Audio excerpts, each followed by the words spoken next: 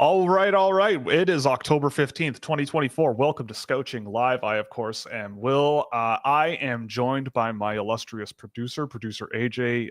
A.J., how are you? How you been? Hey, Happy man. long weekend, what's Yeah. going on? Well, that's quite the entrance for me. Usually you aren't as kind with the words off the top, so I'll I take it and know. I appreciate it. I'm I'm doing feeling all good. right.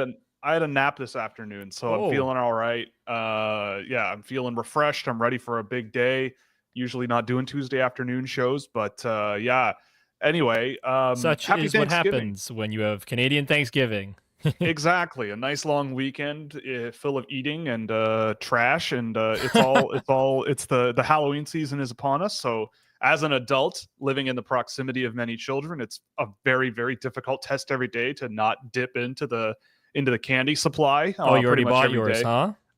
Oh yeah, I mean, Costco was on sale, so I loaded up, and I think I bought too much, but whatever, I don't care Secretly bought anymore. too much on purpose so you could have some. Shh, shh, shush. That's enough out of you. It's what we all do. It's what we all do. I know. Anyway, happy Thanksgiving to everybody who is Canadian. I believe it was also a holiday in the United States, so cool. I hope you enjoyed your day off. I personally, my Thanksgiving story of the year is I went to Moxie's with I guess you could say the in-laws, the better half's family, and I had shrimp tacos for dinner. So really celebrating the thanks that I Sacrilege. yeah, the things I'm thankful for. They were actually really really good. I Really believe it. tasty. Yeah, really good. And they had a really good key lime pie. Had a nice slice of key lime pie afterwards. But it That went down pretty easy. but it doesn't So excuse you from not eating turkey on that day. no, honestly, I don't know. I'm not a big turkey guy, I hate honestly. you. We're And done. I'm ending the my whole show now. family, I'm we're not ending the big show turkey now. people. No, I know, I I love know, I know it's turkey. sacrilegious, but no, not a huge turkey family. So shout out to Moxie's, Mississauga Moxie's, up at Winston Churchill Boulevard in Mississauga, Ontario. Did a good job.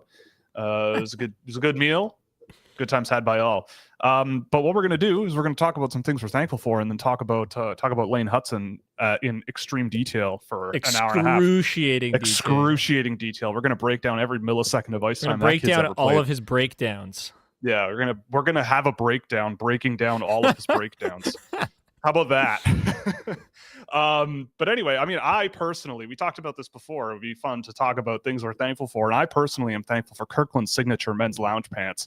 Uh, Honestly, they are some of the most comfortable pairs of pants. I've been waiting for an affordable pair of thin, stretchy lounge pants that I just run into and buy, and like a sign from God above, came down and they were there, and I bought a few pairs, and I wish I bought more because they are excellent. So if anyone is wondering, I mean, if you're in Canada, on the Costco's website, as I have it in front of me, all they have left are smalls because I probably bought all the mediums. But they're great, and so I'm very very thankful. They have legitimately changed my home life, my home comfort life, honestly. So That's fair. shout out to them. See, I I'll always wear pat pajama pants. That's just my right. thing. So I have like 17 pairs of pajama pants. It's not a joke.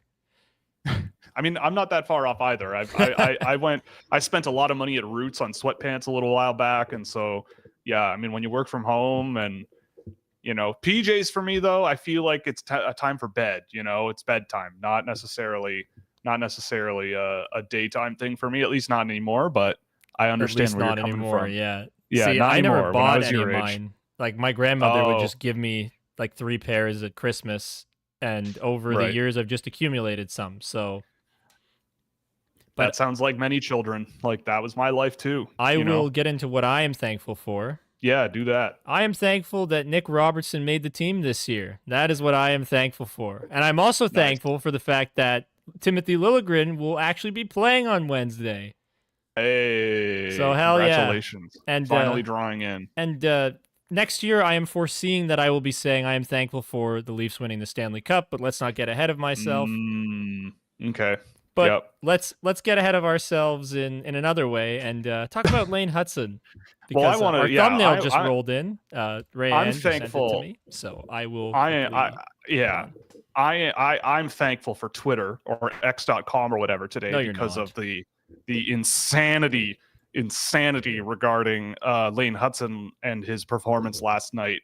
Um, there seems there there seems to be a lot of gnashing of teeth. There seems to be a lot of soul searching going on. And I mean, guys, this is why I had Seamus Casey ranked ahead. The vibes are stronger with the New Jersey Devils right now.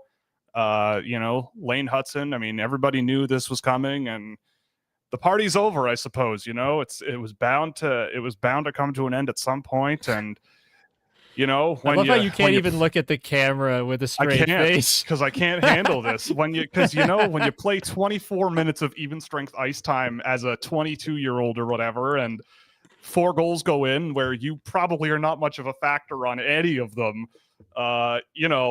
you got to just start questioning the guy who really had nothing to do with the goals scored on you when you're on the ice. You just look at the stats, right? This is why analytics exists. So you can look at the box score and tell everybody that they're wrong and see a -4 and go, see the guy who the first 2 games were excellent and also playing 20 gajillion minutes a night. This one time, now he sucks. It's over. This makes me look smart, so I agree with it. Exactly. That's the motto of the show. This makes me look smart, so I agree with it, and it's lots of that going on. Yes. So if you haven't caught our drift yet, we still love Lane Hutson. We're joking. We just figured it'd be really fun to get people with a little bit of clickbait, and because we're going to talk about why it's insane to think that this guy is cooked. Why this -4 performance is such a bad performance.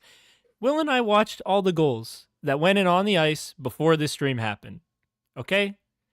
We took a look at them. We examined them very thoroughly. And you know what our conclusion was? That everybody else was at fault. Yeah. I love that one of those goals is a one-timer sort of thing that was an empty net goal. That came off of a blocked shot from Lane Hutson in the offensive zone. There was one where Hutson was pinching in the offensive zone because that's what he does, and no one was covering for him well enough, and they came back on a 3-on-1.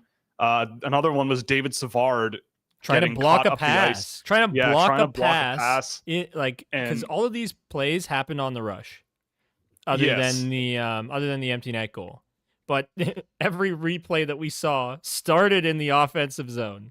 And it was just quick succession, or maybe there was one. No, there was one. There was one on the cycle. Yeah, there was one board where Josh Anderson just looked very dumb. Well, Hutson pins the guy against the boards. He doesn't completely shut down the possession, but he's doing his job. Yeah, and nobody's covering the center of the ice. And whoever it is, I forget who it was. Let's just break it down chronologically. Oh my God. So let's go. So goal 1 is where David Savard is like trying to block a pass in the neutral zone. But as a result, he goes prone, the guy threads the puck up, and then it's like they're on a break. And then there's in between, as the puck's getting carried across the offensive blue line, Lane Hutson is trying to shadow the attacker, but the ref gets in the way. Yes, the ref does get in the way. The ref gets in the way. And then he just feeds a pass, and the puck's in the back of the net because David Savard couldn't catch up to the man who scored. Right. I also would like to point out that I was wrong. Lane Hutson is actually 20. So you have a 20-year-old defenseman who played 24 minutes at even strength last night, who is also 5'9". So on the surface, on its own, let's, calm down a little bit. And I am looking, someone's mentioning in the comments about his defending being a problem. Relative to Montreal so far this season, he is a significantly better defender than the rest of the team, and they are awful defensively, it seems. They are. But he is dragging his team in the right direction, playing 20 plus minutes a night. So, and again, I wrote a whole article about this guy in the offseason about how a player like him could find success in the NHL. It is so easy to write him off just because he's small and not the fastest guy in the world. But if you watch him play, it doesn't really matter, right? No. Hockey is not a sport where all of your defensemen have to be good without the puck and chasing guys and knocking them off the puck. Hockey is a game where if you have the puck, the other team cannot score, and he's really damn good. I'm not saying that Lane Hutson is the best defender on the Habs. I'm saying that his results for a guy playing 20 plus minutes a night, you can look at I was here saying how funny it is about talking about analytics, but the numbers are the numbers. When the Montreal Canadiens have Lane Hutson on the ice, they face less threatening scoring chances this season so far than when he is not on the ice relative to the rest of the team. When You know he is why? not on the ice, what? You know why? Because he has the puck all the time. Exactly. Because he has the puck all the time. Like, he's getting the Exactly. puck and he's moving. Like, it doesn't matter. So it's like, what are we doing here, right? The power play with him is way better than the power play without him, and it's about the same amount of ice time to this point. And it's the lesser unit.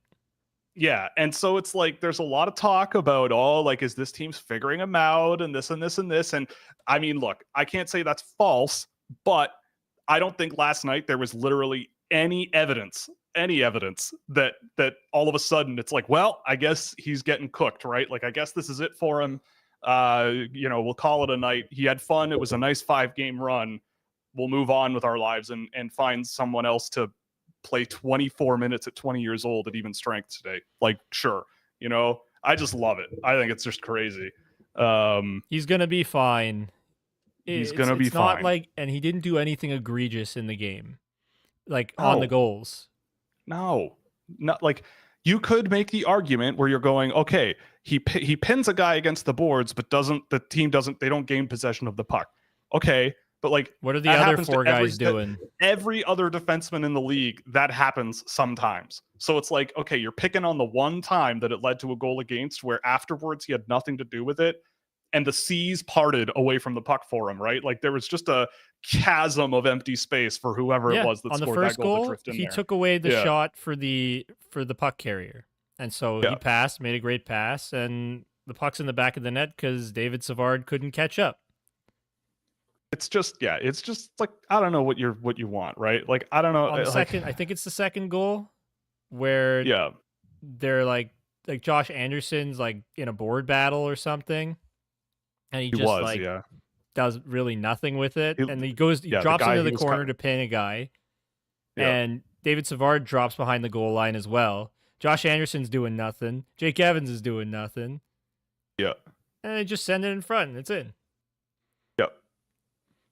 Okay, so this guy's just obsessed with fear. Hutson doesn't strike fear, therefore he's not a good defenseman. He strikes fear in my heart. I saw him pull guys out of position. It's crazy. He's a terrifying hockey player to me. He is awesome. And I honestly feel like that guy is going to be. He's just going to be phenomenal offensively. Like, did anybody cry when Evan Bouchard did stupid defensive plays? Was it? You know why nobody was? Because he's not as small as Lane Hutson. Yeah, exactly. And it's like is hockey a game of fear? I don't know. It's just like, what game are we playing, right? Like, I feel like a lot of hockey fans and a lot of hockey people lose sight of like what the game is. The game is not who is meanest, right? Like, it's not who is the most physical player, right? Some people think that that's what it seems to be, right? Like, there are players in the league where they are extremely mean. They are extremely nasty to play against. Like, say, Eric Goodbranson, right? Multi-million-dollar hockey player every single year, right? Gets millions of dollars a year. You watch him play shift by shift for a lot of time. It's not, he's mean. He's a nasty player. He'll get his glove in your face after a whistle, but you watch him play and it's not going his way a lot of the time, and it's like that's not the goal. That's not the goal of the game. We're also not saying that Lane Hutson is a good defensive player. Yeah, like, it's not that either. It's just, it's not so much of a damper for him that it's going to be something where we look at it and go, okay, well, he's unplayable because of this. He does far more good than bad. And that's all the game is. And last night, he really wasn't at fault for any of those goals. Yes, he was on the ice for 4 goals. But still, like, when you look at the tape, you see that it is other players making bad mistakes that are causing them to put, like, the puck to go in the back of the net. 24 minutes of even strength ice time as at 20 years old. Yeah, as a 20-year-old. As a 5'9" defenseman is insane. Playing with David Savard, who cannot skate David Savard, who's not a great move. Look, he is a good physical defenseman, but that is only if he can catch you. or if he's along the boards. Like, he does good work along the boards, but that is about it. Yeah. And that's not where the game is won and lost. You can feel win like battles. David Savard gets a lot of credit because he won a Stanley Cup with Tampa, and Tampa just had the best goalie at the time and was also a really great offensive team. I don't think David Savard really moved the needle for that team at all. Right. I mean, whatever. I mean, I don't want to talk about David Savard all day because whatever, but I look at a guy like Lane Hutson, and again, again, like, this is, I wrote a whole thing about this for the hockey, or the whatever it's called, the Hockey IQ newsletter, and it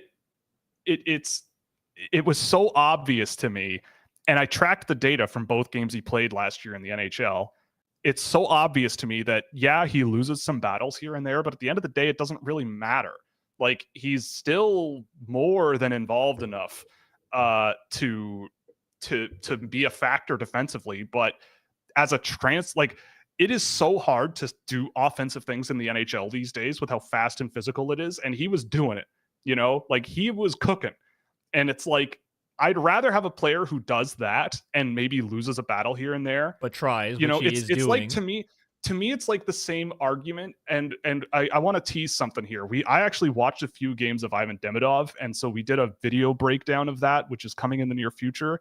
And watching him in the KHL is fascinating. And I'm not going to spoil the whole thing, but it's a really good example of thinking about these kinds of things with Lane Hutson and being like, oh, I guess this is it. They're figuring him out. It's like, that's the same kind of logic that it feels like St. Petersburg's coach is using with Demidov. I know there was an interview the other day where it's like, well, he's our golden substitute. We don't use him all the time, but when we do, it's great, which is dumb. But I think that also with Demidov, though, I think the thing is, like, well, from watching games and seeing what he does, he's not winning physical battles that often, right? He's not. It's those little tiny moments where it's not adding up. But when he has the puck, he's making things happen. I think there was one game that I watched where he might have touched the puck 2 times in the offensive zone. One time was the one of 2 shot attempts that weren't from the perimeter for his team, and the other was him setting up the other one. So it's like, awesome. It's like there's a good and a bad here. There's positives and negatives, and trade-off. So to me, when I look at a guy like Lane Hutson, I'm going, yeah, like, you especially because he's 20. Like, we're gonna get there. It's just kind of funny to see people, especially early in the NHL season, just continuously find reasons to both hype up and not hype up players. And I'm sort of guilty of it myself, but I'm not taking too much very seriously right now, like as if there's some bigger picture thing. It's just kind of funny. Yeah. Anywho, I think we've kind of talked that one to death. No, let's talk about it more. Yeah. Why not? No, I'm kidding. Yeah. Let's talk about. You promised an hour and a half of this. No, I'm kidding. Yeah, I did. Yeah, no, I'm kidding. Do you want to talk about some of the goaltender interference calls that have been going on the last few days? Because I have been watching a bit of the NHL over the last few days. I try to watch as much as I can, but when you're watching, I'm up to 100 players tracked this year so far, and when you're doing that takes up a lot of time. But there have been some pretty crazy calls in the last little while. Like, you mentioned it before the show. Last year, we were talking about how the refereeing was actually pretty good up until January, and it was like, yeah, like, there's not too much that's like that crazy going on. Now it just feels like, especially with goaltender interference, and we have 2 examples today, but there definitely have felt like there's been more than this season, where it's like, wait a minute, like, before I thought we were unclear about what the rules were, but now I feel like it's nonsense. Like, it just is what I don't really get it. So I don't know how you want to tackle this. Okay. But I don't know, but you can take it away. You're the NHL guy more than me. So we'll start with the Oilers Flames game. And I believe this one was on Sunday night. And what happened was the Oilers are up 1-0. Corey Perry does his Corey Perry thing, kind of interferes with Daniel Vladar, but then gets out of the crease with enough time for Vladar to reset, but he's been in the crease for a little bit, and they call it goalie interference. Now, Calgary goes on to win that game, and there were 2 goals called back on Edmonton. But this is this one's egregious only when you know what happened in the Ottawa game again, or the Senators-Kings game the next day. Because, yeah, Corey Perry makes contact. He's in the crease. It looks very soft. It looks very, very soft. But by definition, it is goalie interference, and it's not a goal. Fast forward. LA and Ottawa, they are in a shootout, man. Not in a That literal game was shootout, insane. but Crazy just like game. just they're trading goals back and forth. And I believe it was Claude Giroux who like shoots this puck. And David Perron's like kind of skating I have it in front of me. He's skating in and like making some contact with Darcy Kemper. And it's on a power play. Yeah. And like he's clearly in the crease. He's clearly making contact with him. And they said it was incidental, but still, like they count this goal. LA reviews challenges it. They still count the goal, and they get penalized for it. And Ottawa goes back on the power play, and they take the lead. They take the lead. Exactly. But why is this called a good goal, or a goal, as Jeff Merrick would insist? Yes, a goal. And what? But what about Corey Perry? Because there was enough time to reset. To me, it just looks stupid. It just looks stupid. Like, the only logic that I can put, especially with the Corey Perry one, but they still would have gotten it wrong, right? Like, if you want to call goaltender interference, because before that, you can tell he sticks his stick into the skates of Daniel Vladar multiple times, right? Oh, yeah. He tries to push his skate, doesn't work, so he puts his stick between his legs and then pulls it back out. Like, you could argue that should be goaltender interference on its own. You can't be sticking goaltenders and doing that kind of thing and not have it be considered interference. It only seems like we call goaltender interference when a guy is on a breakaway and skates right into the goaltender, which fair enough, but like that's not the only situations where you can interfere with a goaltender, right? And so it's like, okay, maybe then you call a penalty and Edmonton has possession of the puck before they shoot it, and you call it a 2-minute penalty for goaltender interference before the goal goes in. But they don't, and they call it a goal. They call back the goal because he was in the crease, too deep in the crease, right? And the rule they specify says that they don't have to be in contact with the goaltender, which then to me then goes, okay, well then what does that mean, right? Like an NHL goal crease is 6 feet deep at the widest part, or at the deepest part, and 8 feet wide. The goaltender's taking up so much of that. Like, what is too deep in the crease? What does that mean, right? Yep. Because we used to have rules like this, where it was, if you're in the crease at all, it's no goal, right? And they went, well, even that was too gray area, and it cost a Stanley Cup, right? Like, it decided a Stanley Cup at one point. Mm-hmm. And so they did away with it to ease confusion. But now there's this weird gray area of like, well, he wasn't making contact, but he was too close to him. It's like, well, that happens. I feel like that kind of thing with Corey Perry happens all the time, right? Oh, yeah. Like I feel like that was it. So for me, I look at it and go, okay, like if I'm a referee in that situation, watching it back, I don't know if they could do this. I don't know if they legally could, but that maybe is a 2-minute goaltender interference call for what happened before the goal went in, but that's not what they called.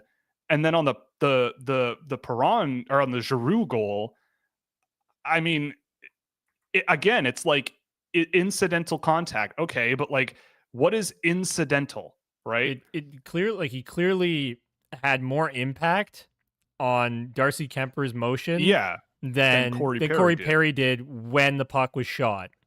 Right. So then what is interference? Right? Exactly. Like, it's this gray area of like, is it interference? If I'm in your face, am I interfering with you less than if I have my hand on your face? Or my skate near your pad? Yeah. Or if I have my hand on your pants, you could pull it away real fast and I'd lose my grip. But that's me interfering with you more than just standing in your face, right? Like, so I don't know, maybe that's a bad example, but I'm trying to think of an equal sort of situation. I So just to think me, it's dumb in the I just sense think that it's just weird. in the Like, sense that you call Corey Perry's goalie interference and you don't call David Perron on the Claude Giroux goalie interference. I think that's yeah, where I'm most disappointed, especially the Perry because one makes especially no sense to me. That it makes no sense. cost me some. Well, it's not that I've lost a fantasy matchup because it's only Monday, but I now have to Precious point. gain a lot of ground because of that goal. So thanks Yeah. NHL, very cool. Yeah, I don't know. It's weird. I don't know. I mean, look.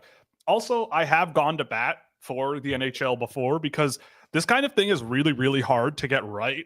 But this kind of thing is like, well, this is a good example of how goofy this is, right? Like, this is a good example of how absolutely how nonsensical this can be. So combining this with the player safety nonsense we've seen Yes. this season already, And these calls happened a day apart. yeah, and these are Apart. So we'll see. And they We'll see what changed happens. the outcome of both of their games because if that goal counts for Corey Perry, the Oilers are up 2-0, and they went on to lose that game 3-2. If that goal doesn't count for the Ottawa Senators, there is no power play in which they scored on. It wipes out 2 goals, and they probably don't get to overtime as a result. Even though LA came back and tied it afterwards, we're probably looking at an LA win potentially. I mean, in that game, I don't know. That game could have gone 12-9 at that point. Who knows? But you're right. Like, on paper, yes. But both of these calls changed the outcome of the game in favor of the team that got the call to go for them. Yep. But it did. But it happened differently in both games in the sense that there was interference on one, and it caused the team that was getting interfered with to win the game, where the opposite happened in the Ottawa game. Yeah. So it's unfortunate. That's what bothers me about it. I just don't know. And I mean, Ray, I see your comment about what the definition is, but they do cite in the definition that also it does mean that there doesn't have to be contact, right? Like, I feel like, I could be wrong, but that does make me think of the Sean Avery, Martin Brodeur thing, where Avery turned around and faced him and put his. Oh yeah, I remember this. He was doing this, like putting his body in the way to try to block Martin Brodeur's vision, which I think led to the rule change saying you do not have to be in physical contact to be considered interfering with a goaltender, which at the time I remember I disagreed with that. I went, look, I think that's a really smart. It's dumb because it takes Sean Avery out of the play. Well, but what was he doing anyways? Right. It was Sean Avery. He was not very good. Exactly. He was just creative and coming up with ways to make Martin Brodeur really mad. But if I turn around, like, so that, but then it like and I hate when people do this. It's like to fix a problem that happens one time, you create a lot of gray area. It's like, okay, so you can't turn around and face the goaltender and block their view. Okay, so then what's the difference between that and not facing the screening? goaltender? What's the difference between what about screening? Yeah. Like, what is the, if, again, it's like, what is interference? I don't know anymore. Mental interference? Can I like do mental can I berate the goaltender with insults with my head next to their ear, right? Like, can I put my helmet right next to their goalie mask and go, hey, you suck. Like, you just like get right in their telepathically. Face and do that. Yeah, do that. Yeah. Can I grab their water bottle and like squirt it not at them, but like in front of them and around, like mess with their like make a ring around them and just like make it look like I'm peeing and just kind of make a fun little thing there and distract them? Like, can I do that? I don't know. Clearly not. Maybe someone should try it. I don't know. Maybe. No, because well, actually, you know what? Somebody should try it so we'd have more things to talk about, but it would just it would just be stupid. Yes. Well, I mean, hockey on its surface is a bit of a stupid sport when you think about it. We love it strap because our it's feet. Stupid. It is. Yeah. I mean, that's part of the reason it's so good. It's stupid fun. Let's freeze a bunch of water, strap some blades to our feet, and shoot a piece of rubber with curved sticks around and see who wins. Yeah, it's a crazy sport. Speaking of stupid, the Oilers have lost 3 games in a row in completely hilarious fashion. two 0-3 teams, the Oilers and the Avalanche. That's not what I had on my bingo card. Nope. Two very different stories, though, if you ask me personally. Mm-hmm. So, for one, I am not worried about the Oilers, except for it's the carbon copy of last year. Can't stop a beach ball, but you're driving good results. The puck's just not going in. Their power play also appears to be quite ineffective so far, but they haven't gotten that many power plays, it seems. So I'm looking at their metrics now at 5-on-5. And yeah, I mean, it's literally the exact same thing that happened last year. They're getting great offensive numbers, especially. The puck's not going in. Mm-hmm. They're average defensively, and the puck's just going in. So, Will, does that mean they're going to... I'm not super concerned about it. We're going to repeat the exact same results as last year, but the only difference will be that the Toronto Maple Leafs are in the Stanley Cup final and win? Like, is this where we're headed? Well, yeah, Edmonton just needs to fire their coach 10 games in and go, let's just pick, I don't know, who's Leon Draisaitl's agent? Maybe he can coach, and then they'll win 60 straight games and go to the Stanley Cup final again and win, right? Like, I don't know. I mean, also looking at just how insane their metrics look, and for the record, I'm using Hockey Viz, which is an excellent resource for this. They are underscoring their expected goals by 2/3. Yeah. So they've scored like three. They've scored 3 5-on-5 goals, and their expected goals puts them at 9. That is the most unsustainable thing imaginable. And the opposite is almost true defensively. They've given up 14 goals at 5-on-5. Sorry, this is all situations. My mistake. They've given up 14 goals. They've allowed 6 expected goals. So they're allowing more than double their expected goals so far this season in 3 games. So obviously, small sample. If you're 0-3, all it takes is a 4-1 run, and you're back at 500. But I will also say, you've seen this happen before with places like Toronto and other teams, right? These are points that you want to have, right? If you have a good start, it makes life easier down the road. And if you have a terrible start, it makes life really, really hard further down the road, right? Like the Leafs, I remember the Leafs one year, they missed the playoffs in a shootout because of a technicality I think it was with the Islanders, and they were like 1 point out of the playoffs, and they won they lost in a shootout, and it was this weird thing. And it's like, and knowing the Toronto Maple Leafs, they threw away some games. Like every game does matter, but I guess right now I would say it's not of Toronto Maple Leafs. It's not, and that's true. It's not panic mode in Edmonton. I don't think it's not panic mode for Edmonton. I don't think. But if they lose the next game, we'll put them on the thumbnail instead. Yes. And are the Oilers cooked? Is it Jedmonton? Is it you're trying to do Joe Biden? Is it Jover? Yeah. Is it Jover? Edmontover. So yeah, I'm not super worried about Edmonton. It's just a carbon copy of what happened last year. And I remember looking too when they fired what's his name? Oh no, it's not Woodcroft. No, Woodcroft. they fired Woodcroft, hired Knobloch. The analytics on their team did not change like at all. They stopped the puck more, and they started scoring more. Overall, I think the difference was they were just better at defending the rush. Yeah, I think that was the biggest change, is that they let more cycle chances occur as opposed to rush chances where they were getting killed on. I think that was the biggest difference. Hey, fair enough. At the end of the day, they turned out fine. Colorado, on the other hand, what the heck is going on there? I watched the game last night. Bad goaltending. And that is it, really. You don't honestly need to though say that much. The difference between their expected goals against and the number of goals that they've had scored on them is also quite similar to Edmonton, which is kind of funny. But yeah, it's pretty ridiculous, isn't it? Isn't it like Georgiev is like a almost -6 in goals save above expected? Yeah, I mean, has he played all 3 games? I think he's played. Yes, he has. He's played 3 games. He's got a 658 goals against average and a 790 save percentage. Those are numbers I've never seen before. I have never seen those numbers over multiple games in the NHL. I think so. I don't know what's going on there. I think we've probably seen them over multiple games in the NHL. It's just never been like as highlighted and right at the start of a season with a goalie you expect to be a little better. I know he's had his struggles, but like I wasn't expecting it to be this bad. Yeah, I mean, and unlike Edmonton, their data looks worse, right? They are performing well offensively, but defensively they're much worse than Edmonton. They're giving Georgiev a lot less to work with, but still, some of the goals that Georgiev's given up have been really bad. Like you give, and also like you give up 6 goals to the Columbus Blue Jackets this season. Like they're not a bad team, that bad, I should say, but also you're the Colorado Avalanche, and that 6 goals is a lot of goals. 8 against Vegas, 6 last night. It's not great. It's not going great for Colorado.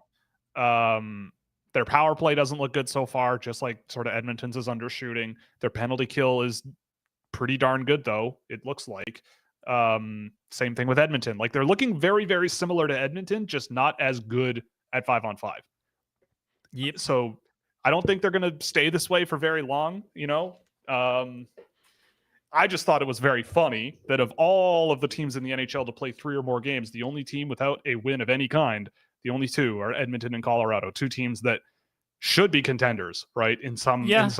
Yeah. Right? You've got Cale Makar, Nathan McKinnon, Connor McDavid, Leon Draisaitl. To be fair to Colorado, though, they are missing guys because of injury and Nichushkin because of suspension, but yep, they're going to be fine. Oh, yeah. Nathan McKinnon's going to get real upset, and he's just going to do Nathan McKinnon things and will that team in if he has to, because he's not putting up with it. Cale Makar was pissed last night. He looked angry, like at himself. He was talking about himself. I forget what it was, but he said something along he said something along the lines of like, I wouldn't play me or something, or like I'm playing like I'm in beer league or something like that. Like something like that. He just fell on the sword. So sign of a good teammate. Hopefully, the sign. Yeah, I guess so. Looking at his numbers now, he's all out offense this season. That looks like it. That's fun.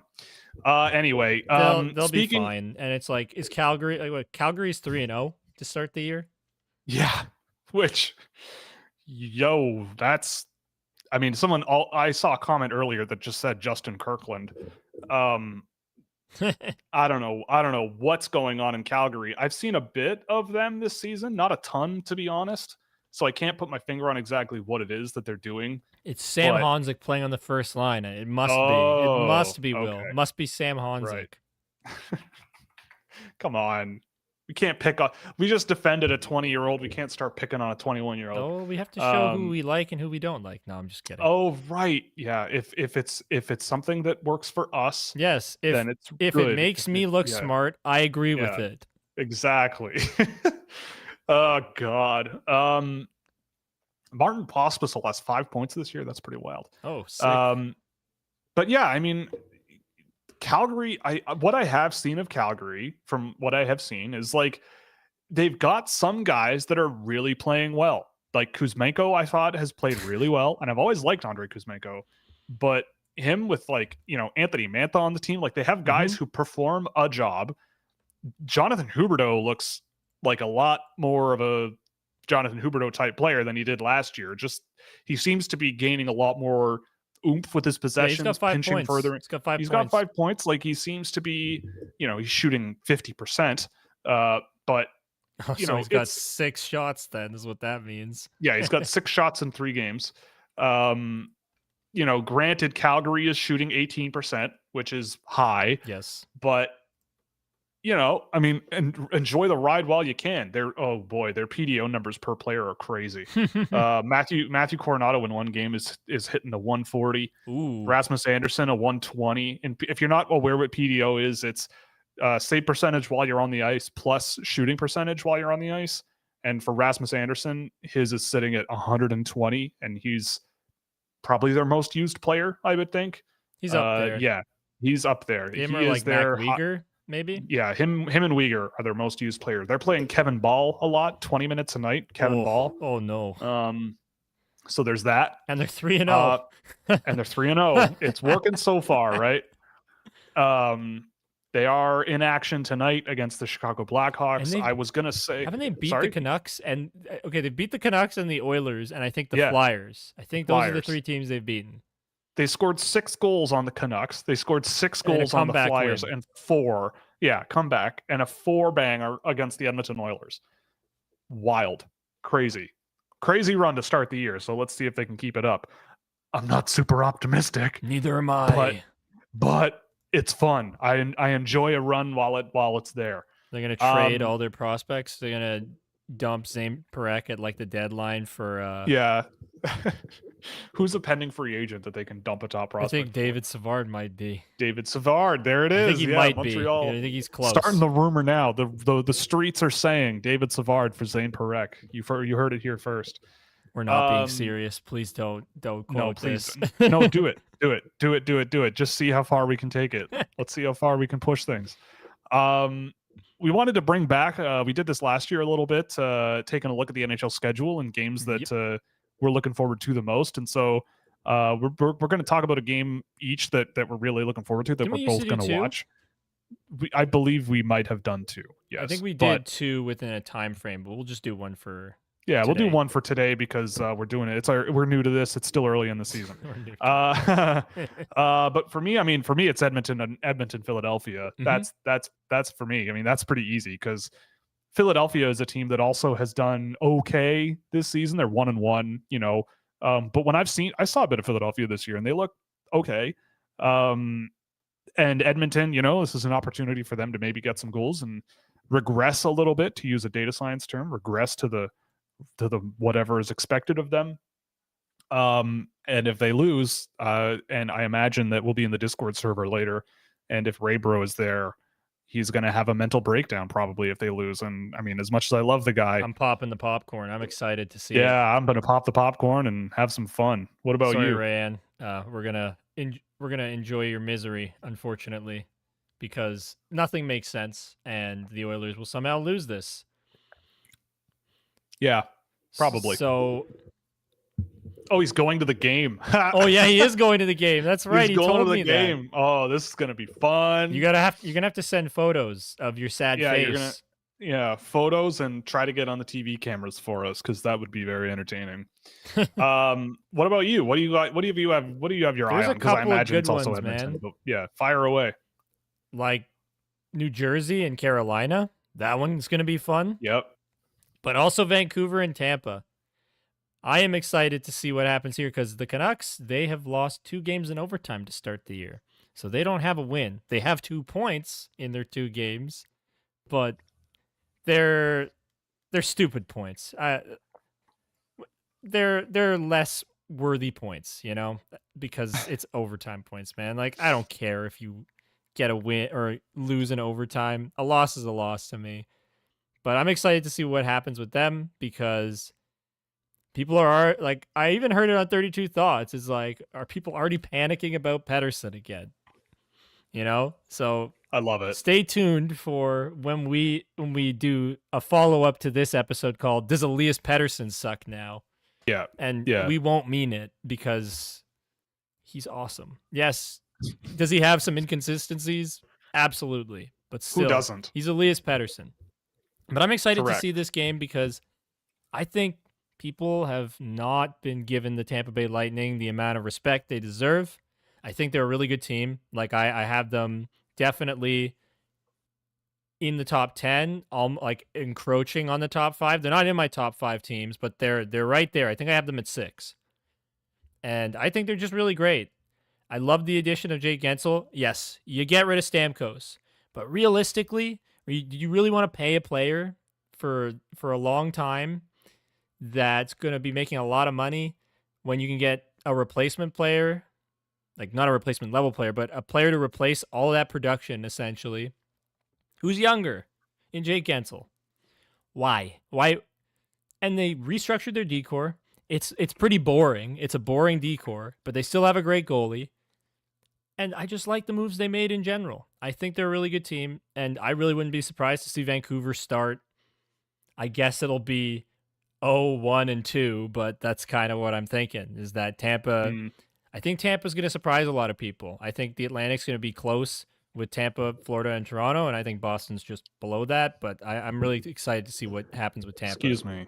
and Montreal and Ottawa, please. No, give some respect. Put some respect on the division lead, on division leading Montreal Canadiens. No, they're not. It's the Leafs. Some, well, in fewer games, sure, but still, it's points wise, there's 5 teams with 4 points at the top of the division.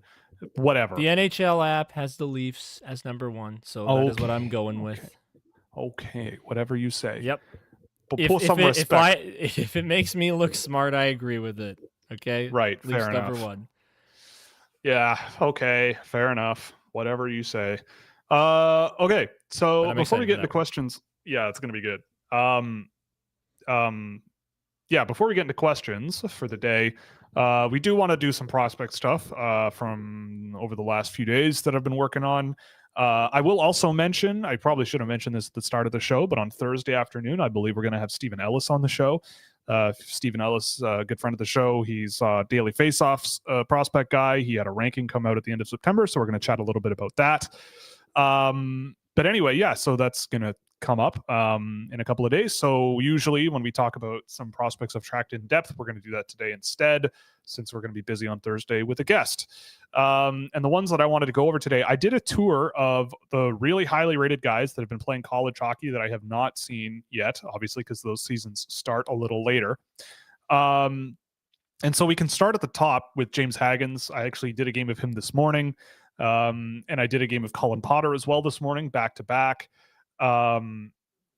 So James Haggins, I mean, he had a good game overall, I would say. It was James Haggins at work, really smart player, pretty good up and down the ice, pace wise, had some good creative moments, but I mean, it was not what I was expecting for a player that probably is going to go first overall. And I mean, I penciled in my notes that I should keep in mind that maybe there's a chance that this guy isn't number 1 for me at the end of the year, considering what I saw of guys like Porter Martone, Victor Eklund, Michael Misa, even like Jackson Smith, I thought had a really, really great first few games of the season. I've got Cullen Potter up here, but I wouldn't put Cullen Potter ahead of James Haggins. But this draft year is looking a lot softer than I thought it would be coming in. And it will be very interesting to see how things shake out over the next little while. But Haggins overall, like, not a bad game at all. He played really well, generally. I think that looking at the details in his game, he put up really, really good numbers for sure, but wasn't really getting to scoring areas all that often. He was more of a mid-range guy, some perimeter shooting as well. Didn't shoot the puck a whole lot, more of a playmaker than anything. Not a great defensive player either, but he read play offensively really, really well and got in the way of pucks, got in the way of passing lanes and everything, and turned over the puck, caused turnovers quite a lot, which is always a good trait to have for a guy playing up the middle. So a really, really solid game from James Haggins, especially for a player who's just barely entering their college career. So we'll keep an eye on that.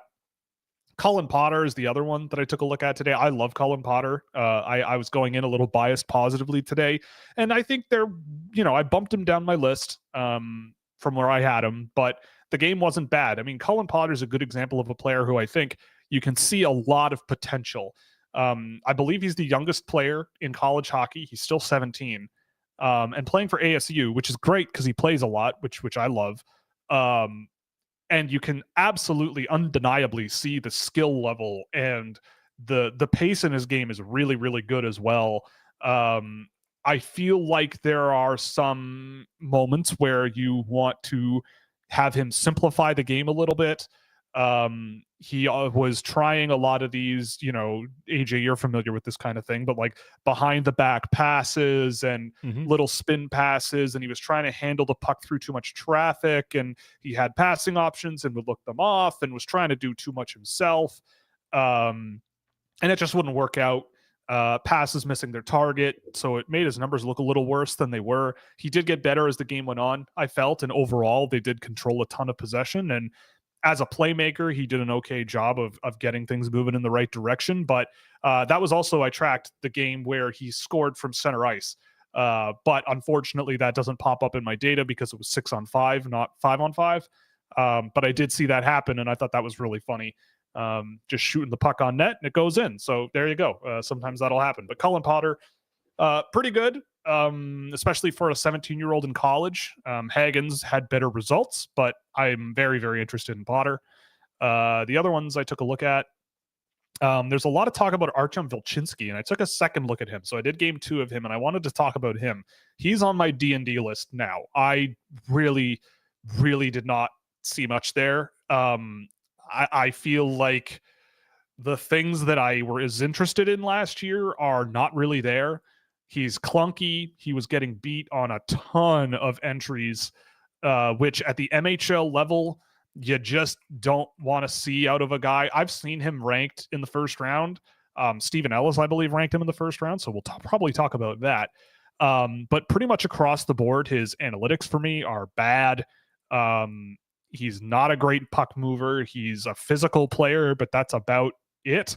And relative to a guy like, say, Anton Salayev last year, it's not even close. It's just not even close. So if I'm looking at Russia, and this isn't to say that I just don't like big defensemen. Like if I'm looking at Russia, I'm more interested in Kurban Limatov as a wild card. I'm more interested in Roman Bausov in St. Petersburg, who is also pretty lanky, but really, really mobile and really safe, but dependable defensively. A guy I need to take a second look at. Who else is in here? I mean, those are some decent examples right off the top of my head. But anyway, Vilchinsky just continues to, for me, struggle, unfortunately. Yes. Will's not saying he dislikes big defensemen. He's saying he hates them. Yes. They're all awful. Yes. Stay away. Yes, exactly. Every single one of them. If you are above 5'10", I want nothing to do with you. And that's speaking as a person 6 feet tall. That's why he employs me, because I am 5'10". Exactly. Was there another one? Oh yeah, and then there was another one that I thought was interesting. I saw this guy play in the USHL preseason and noted him because he was kind of an interesting one. Anthony Alain Samake, I think is how you pronounce his name. He plays for the Sioux City Musketeers. Really interesting player. Not a guy who is fully there yet, but he is one of the youngest players available in this draft. He is playing a lot of minutes now for his team in Sioux City. You see a really, really smart player there. Good puck mover, really mobile, really skilled. A lot of his ideas are really good on the ice. The execution is just not quite there. And I actually know a person who works there. And I mentioned before the season started, I was like, I was watching some preseason of your game and I like this guy. Like, where did he come from? Because he was in the NCDC last year, I think. And he said, I don't even know who that is. so I was like, all right, sweet. Like that's, cool. But now since he's gone, yeah, he's he's looking pretty good. We're liking him more and more.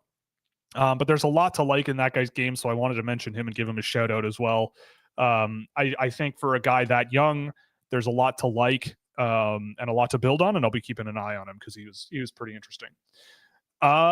Speaking of being 5'10", AJ, you joined me. Yes, I did. At a Brampton Steelheads game. Yes, I did. Where we saw the Ethan Belchet's show, Windsor Spitfires come to town.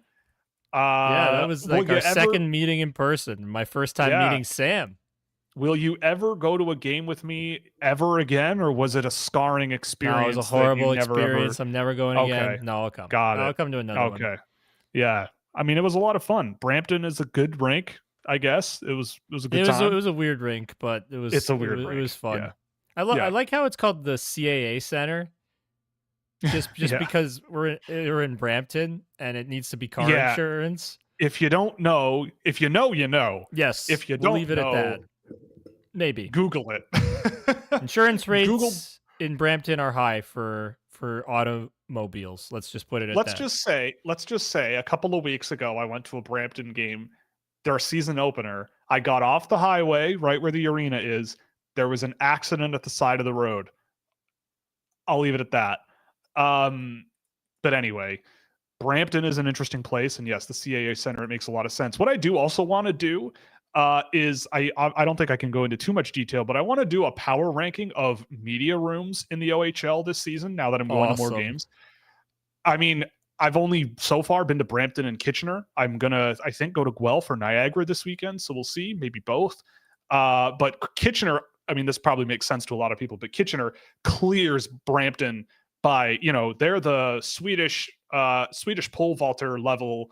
That media room was awesome. They had pulled pork sandwiches with pierogies. Take me with you. Take me with you.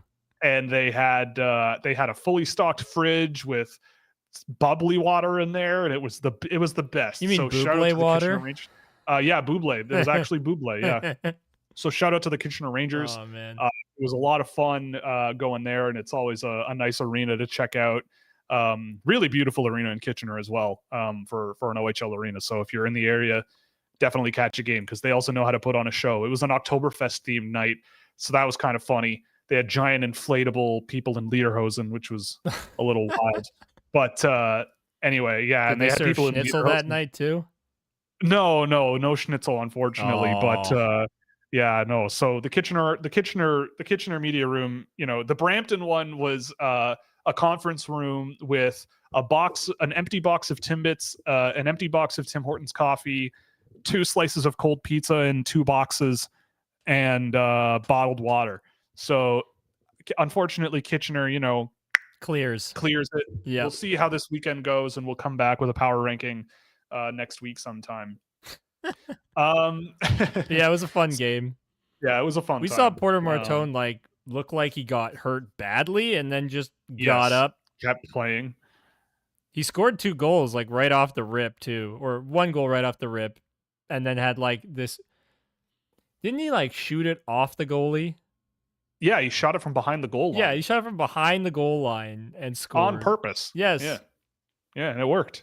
That's my boy. That's what he does. I got my first look at AJ Spellacy, and as advertised, he was the second best AJ there. Yep. No, but he was really good. Yeah, it was a good game all around. I thought Windsor was a fun team to watch. They have a lot of fun young ones. Jack Nesbitt was one that I picked up on that game that I noted that I need to take a look at. Who is the guy that you told me? What was it, Zielinski or whatever his name is, or on Brampton? Yeah, on Brampton. Zidlicky, yeah, Adam Zidlicky. Yeah, Zidlicky. Yeah. Not to be confused with the Ukrainian president or prime minister, because that's where I was. I think that's where I pulled the name from. Yeah, no, different guy. But one of those. It was funny because before you said that, there was a play like that. I'm like, okay, I'm gonna keep looking at this guy. The will goes to me. You see that guy? He has great moments, but never finishes on them. And then he was just so true to that the entire game.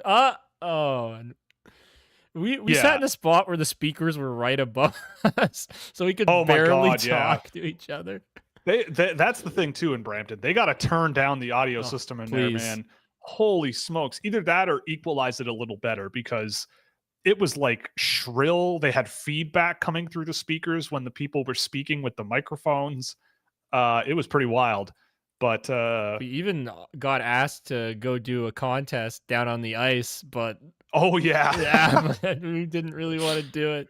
It's because we were sitting in a spot where there was a bunch of people sitting alone because they're scouts, but they're sitting enough apart where they're actually conversing with each other, but it's they know not to sit right next to each other for whatever reason.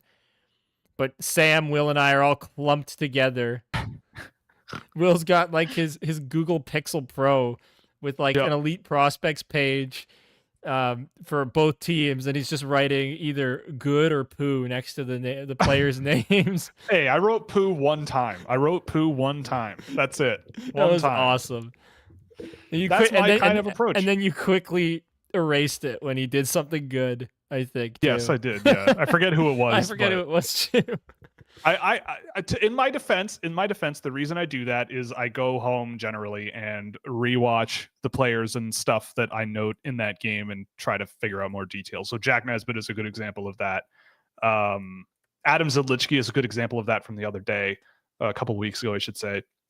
And also, just for the record, Zidlicky, I mean, I would I'd give the guy an invite and go, hey man, you could be our 3rd line or 4th line energy guy. Just skate around, hit guys, crush guys, and if you touch the puck, get it to someone else and just go to the net. like that's what I would tell him to do, because he is a fast kid.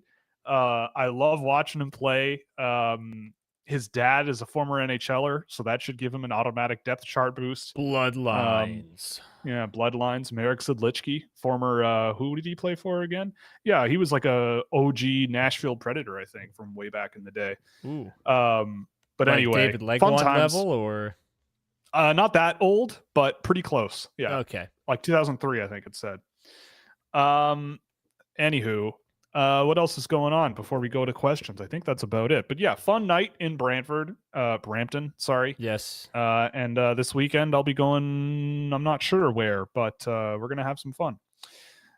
On that note, we can switch over to questions for the rest of the show. We're in the back hour of the show, but we'll do our quick little ads before we get into it. So we're brought to you by Fanatics. You can use our affiliate link in the below in the description, or scan the QR code in the window of the official NHL.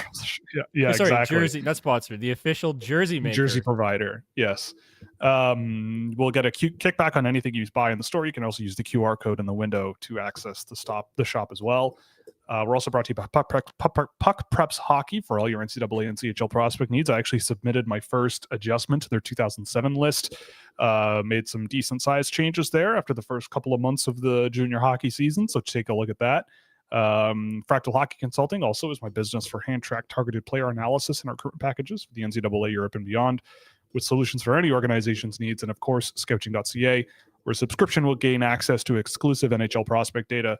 A really fun Discord server will be in there tonight watching the Oilers game with insights in my track data and subscriber-only written content and plenty of other cool stuff, including Scouchwear.com, where you can go. You don't need a subscription, but you can buy our merch on that website as well. Or just send us $1 billion through Buy Me a Coffee, and then we can run off into the sunset and be billionaires for the rest of our lives. Yes. Buy our merch. Buy our merch. Buy our merch. Yeah. We got merch that says Beast says it, so why can't we say That's true.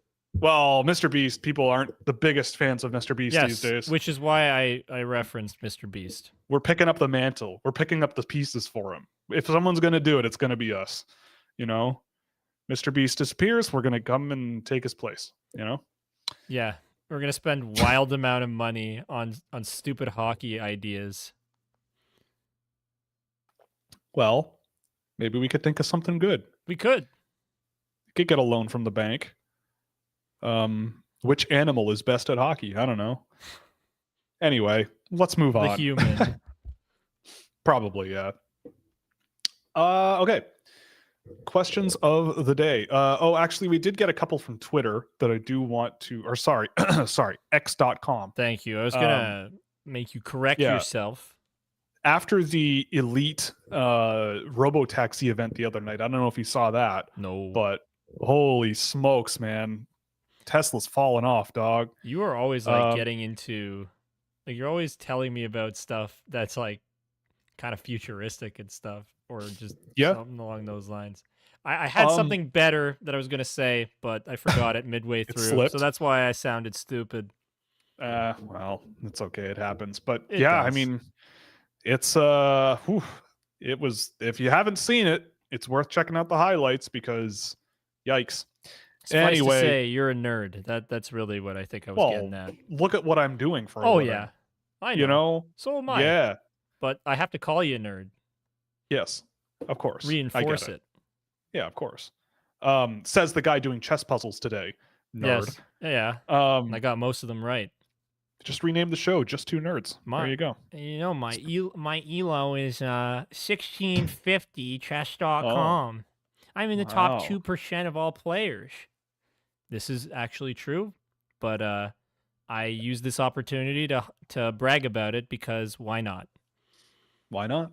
All right, let's get into questions. I will stop the self-indulgence. Yeah. The first one comes, we're going to do some Twitter questions first. Has Carter Bear closed the gap on a guy like Cole Reshny? What about Braden Coots and Cole McKinney? So I've seen all of these players except McKinney. I mean, I've seen McKinney play, but not in detail where I'm comfortable knowing. But from what I've seen of him, I'd probably put him at number 4 on that list. On my current version of my ranking, I do have all 3 of those other players in my first round. I've got Coots at 25. I've got Reshny at 20 and Bear at 17. I really liked Carter Bear. I really think he brings a lot of just solid, like if you really want Porter Martone and don't get him, Carter Bear could be a decent consolation prize. A guy who's all over the ice, physical but skilled, and has a really good shot release as well. Good production so far this year, on pace for over 100 points. I'm a really big fan of him. Just a really well-rounded, but in a good way, player. Reshny, I want Cole Reshny to be a thing so bad because he's so good. He's just such a good hockey player. I feel like he's going to be one of these. He's going to go in the second round or something like Jagger Firkus did. He's going to score 140 points in 2 years. And then he's going to come, and everyone's going to be expecting him to be elite. And he does okay in the NHL. I mean, I hope it's better than that. But he is so good at so many things. It's just a little bit, the pace of his game and the skating ability and the escape speed is just not quite there to be like a high end projection. But if he can be a guy where that doesn't matter, and he's so smart that he can work around it and move the puck and be selfless, which I think he could, then I really think there's something there. I've really liked what I've seen out of him. I thought he had a great Holinka tournament. And yeah, so Cole Reshny is a guy that I've loved. And the other one that you mentioned was Braden Coots. I think Coots is a really good defensive player. I think he's got a lot of skill, and maybe there's some good playmaking upside there as well. Comparable production to Reshny as well. He's got quick hands. He's a quick player. He's aggressive off the puck. Does a lot of the right things, right? Like for me, it's pretty easy to see him being a guy that could play, say, third line center on a team that I would build. So if he's there as a late first round pick, then I could easily see him being a good option there as well. I think there's a little less risk than a guy like Reshny, but Reshny can really play, man. He really sees the ice really well and does things on a level that just seems a bit above a lot of the guys at his age that you see here and there. Thoughts on Luka Radivojevich going to Muskegon? Yeah, son of Branko Radivojevich. Luka has left Sweden after a few games at the pro level, a few games at the junior level. Radivojevich is going to the USHL. Now, I've seen Radivojevich this season in the USHL. I did not think he was great. I thought he was fine. There are moments where he's a lot of fun. He's a really dynamic skater. I came away with that after that experience watching him thinking very Aaron Kiviharju style vibes where, making passes, timing things, seeing the ice. It was all really good, but defending was not a strong suit, both on the rush, on the cycle, covering the front of the net, just monitoring space. It just wasn't there. He was pinching in the offensive zone at really strange times. He would just kind of wander down the half wall and not really call for the puck and not really make himself an option. And then he'd get caught up the ice. And it's tough to project a player like that. And over the years, I've kind of grown to be more skeptical of these offensive leaning, smaller defensemen. Unless they, like a guy like Lane Hutson, it's overwhelming in the positive direction that the negatives are there and you kind of live with it. Or they have sort of this elite mobility and elite speed generation where they can get back, they can cover their gaps, they can close gaps well, they can stick check really well and turn play around really easily. And I just didn't see that out of Radivojevich. And so for me, he's not in my first round. I would be surprised if I had him as high as I have him now. He's at 43 or 44 for me now. But there are guys after him that I've kind of liked a little bit better, but he has had some really interesting moments that are definitely exciting. But it was a troubling, tough first game for me for him. But his dad's name is Bronco, and that's all that matters. And that's sweet. That is actually sick. I had to stop myself from interrupting you. Yeah, Branko Radivojevich, classic. Yeah. Is he Slovakian? Didn't you say Bronco? Branko. Bronco. Okay. Or is this? Oh, wait. Who am I saying? Oh, God. Now I feel like I have the wrong guy.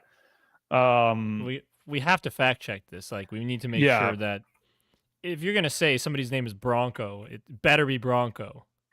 Radivojevich. Yeah. Branko Radivojevic. There's also a soccer player named Branko Radivojevic, so it tripped me up a little bit when I Googled it.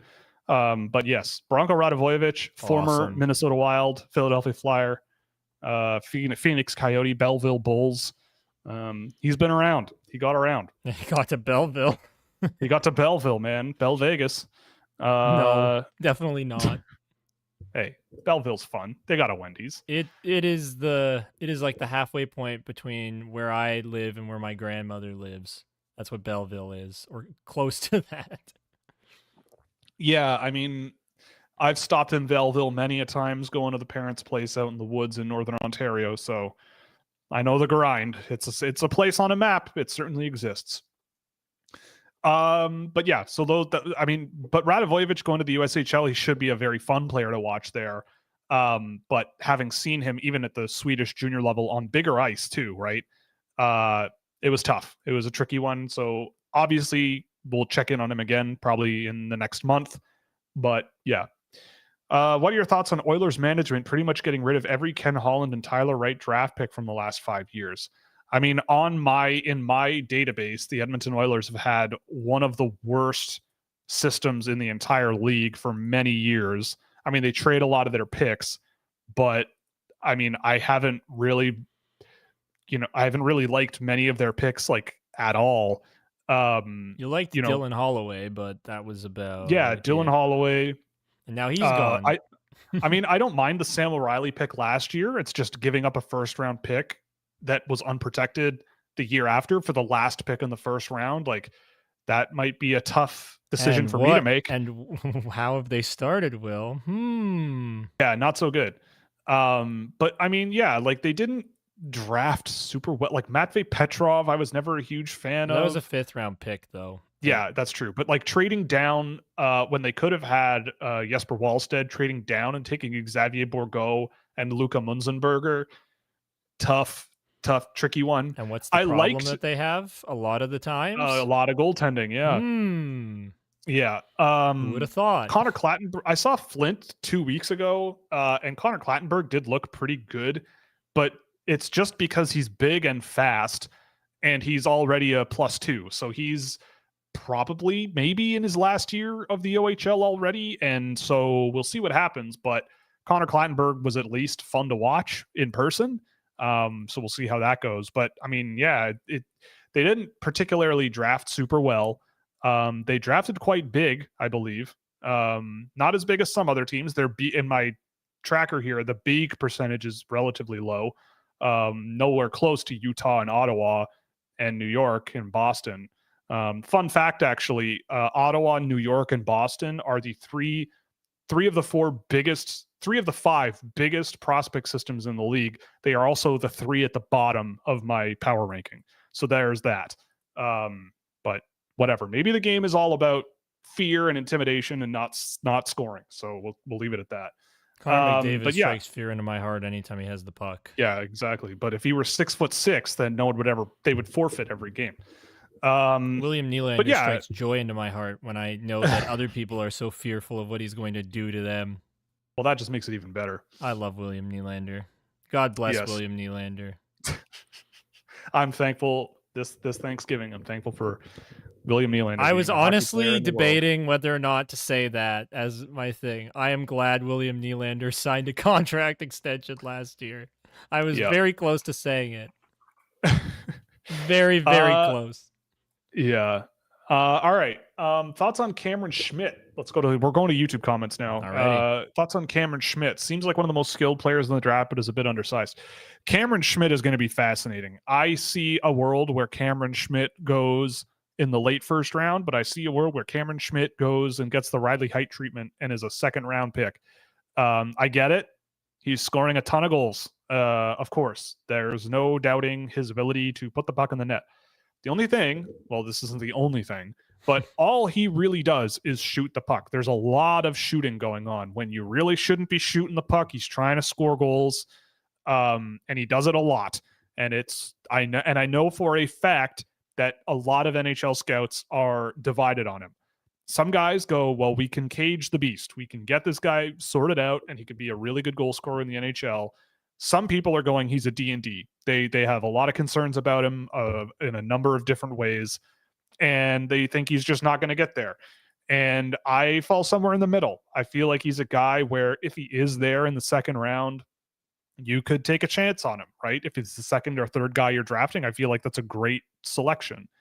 But I've seen people talking about him as like a top 10 guy or whatever. And I don't know. I feel like if I've seen people also put him in the conversation of like a Cole Caulfield. And I remember watching Cole Caulfield in his draft year, and I don't see that in Cameron Schmidt personally. I don't see that level of pace and skill and creativity and like the ways in like Cole Caulfield also just he's Cole Caulfield. The shot he has is unbelievable. Schmidt, it's a lot of volume. He has a really, really good shot. But the game I tracked of him, it was okay, right? Very good in the offensive zone. He's one of these guys who in the offensive zone puts up good results, right? But getting it there, he's not much of a factor. He's a physical guy, but he's small. So I fall kind of in the middle on him. He's in my later first round, I think. I'm just going to double check that I'm not lying. Yeah, he's in the middle of my first round, pushing 20. So he's not low for me. But I have doubts, and I know I'm not the only one. I know I'm not the only one for a fact. Thoughts on Artem Gonchar? Well, there's the first Russian I've never heard of the day. I know David Phillips. David Phillips. He's now tormenting me with these because I don't know. He told me privately that he doesn't expect me to watch any of them. He just but wants I do to make anyway. you look bad. Yeah, probably. Stream. Thanks, David. Yeah. We appreciate it. Yeah, okay. But I threw him. I'll watch. I'm going to watch him. I can't help myself. The league should be thankful the Oilers aren't awake yet. That's very true. No, because they want to talk about how good Connor McDavid is all the time. They just want to show us all these highlight packs of Connor McDavid deking the pants off of Morgan Riley. There's a lot of yelling about Lane Hutson. The Habs did this with Suzuki, where they played him a lot, even in difficult situations, and he sucked a lot. That's true. I mean, Suzuki, they planted him in the lineup and played him a ton, and he was not amazing to start. Same thing with Slafkovsky. Slafkovsky started in the NHL right away, and that was a little bit of a strange decision on my side of things, and I didn't think he looked great. Then when he played with Suzuki and Caulfield, he found a role, and he has found a role to play in, and he looks better than he did. So yeah, I mean, you could make like this, and this is interesting. Like we have, it's interesting to see Montreal doing what they're doing, because there's always this thing about, well, we can't play young players because they don't have the experience. So we need to play the veterans so that the young players can learn how to play in the NHL. But the young players are probably better than the older ones, even if they are guys who need to learn some lessons, but they will sit them out of fear of a lack of experience, but never give them the experience. But Montreal is sort of just going, the kids are good, so let's play the kids. If we lose, we're going to lose together. We're going to figure it out, and we're going to move forward. And I've really enjoyed watching the Habs this year, honestly. Like, they are a fun team to watch. They're pretty decent, and they're better than they were through a lot of working out their kinks over the last couple of seasons as a young group. I think they're one of the youngest teams in the league this year. I think so. The youngest. They are what you call fun bad, but still, fun is what supersedes everything. Yeah. Yeah. I mean, and they'll get better. They'll definitely get better as well. Yeah.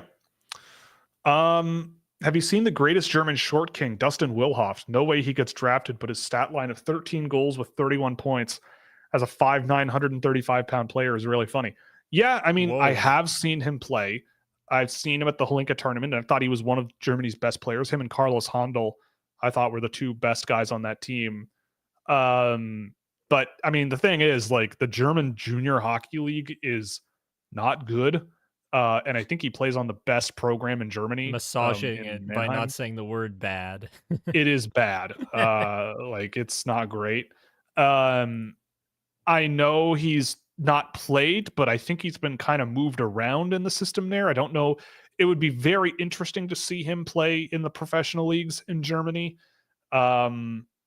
I'm surprised too, because I believe he used to play in Sweden, because that's where I first noted him. I think he was with Rugla last year, and he left to go back to Germany. Yeah, he played with Rugla for a little bit last year, and I picked up on him then. And I thought he looked really good and a lot of fun there, but he didn't stay. Or sorry, it was 2 years ago when I saw him. Wow, that's a long time. That's longer than I thought. But he was an 07, and I caught him in 2 games, the 2 games he played at the under 20 level, and he looked really good there. But he went back to Germany. And so, yeah, I mean, it doesn't surprise me that a guy that speedy and that skilled is just decimating everybody in Germany right now in the junior level. But I'm not holding my breath. I'm going to wait until, I mean, look, if he's there in the 7th round or something, whatever, I guess you could take a swing on him. He's on my watch list.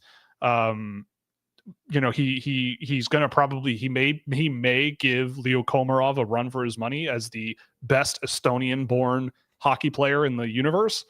Nobody can take that away from Komarov. If he ends up in the pro lineup at some point this year, because I don't know what he's going to do by scoring almost 3 points a game in the junior level, then I'll take a closer look at him, but we'll see. He's fun though. He's very fun. Any thoughts on his line mates, the Griva twins? I mean, I think they're not great. Like, they're not amazing. They're not moving the needle for me so much that I'm like, yeah, I'm going to go at them and draft them and look at a big sample of their games. I thought they were okay at the Holinka tournament, but I thought Wilhoff was the guy that kind of cooked a lot more than they did. But they were smart, capable guys. They're a fun set of twins to watch. How long do you think it takes in order to look back at a draft and see where a player should have been drafted or should not have been drafted? I know that it's longer than 1 year, like someone on The Athletic posted today. But for me, my thing is 5 years. I look at the way, if you are a partner level subscriber on the site, you get access to my drafted prospect tracker, and it lasts for the player 5 years after their first year of draft eligibility. That's the cutoff. I feel like once a player is waiver eligible, you can sort of go, okay, like it is a good dividing line, right? Like, if this guy does not make the team, do we want him on the team anyway and filling in the roster spot here and there to see what he can do? Or do we want to try to get him through waivers because I don't think anyone's going to claim him? And if you're at that point, it's kind of at the point where the team itself that drafted you kind of knows, like, okay, is it time to maybe move on from this guy? Is it time to maybe change gears? And you can kind of look back on that. Like, now that's 2020, I think, right? 2019, I think. 2019 for sure. And so I think you can look back and go, yeah, I think there are some exceptions. Like, I think Trevor Zegras is still a weird one. Like, I don't know what he is yet, because he had some really good seasons and then had that contract thing and has never been the same since. Honestly, I think the correct answer is, once all of them have finished their careers, you can definitively look back and actually say what and what, or like who should have gone. But when you can start, right? Like when you can start discussing it. I mean, you can start discussing it day of, but I don't think it holds much weight until maybe like 7 years even. I feel like you got to be more patient. Like, super patient with this. Yes, and guys can move up and down in the time being, but it's like, I'm always going to go to bat for my boy Fabian, and he still hasn't played yet because he's on Boston. All I know is that when I see my 2019 list and have Cole Caulfield going to Edmonton or Montreal at 15, and some of the teams that passed on him, I am still blown away. I had him at 7 that year. I had him at 7, and the teams, I mean, imagine him on Minnesota, or, well, they have Matt Boldy instead. Yeah, so that's fine. But like Arizona with Clayton Keller and Cole Caulfield on the same team. Are you kidding me? And Logan Cooley. Yeah, and Logan. Well, maybe they wouldn't even have Logan Cooley. Like, they might be a better team with Cole Caulfield. Edmonton. They had the 8th overall pick. Edmonton with Connor McDavid and Cole Caulfield. And you know what happened to that 8th overall pick? They got offer sheeted. They got offer sheeted. Buffalo had the 7th overall pick. Buffalo with Cole Caulfield. I mean, I don't know. They're a bit of a dumpster fire. But they could have used it, man. They could have used him.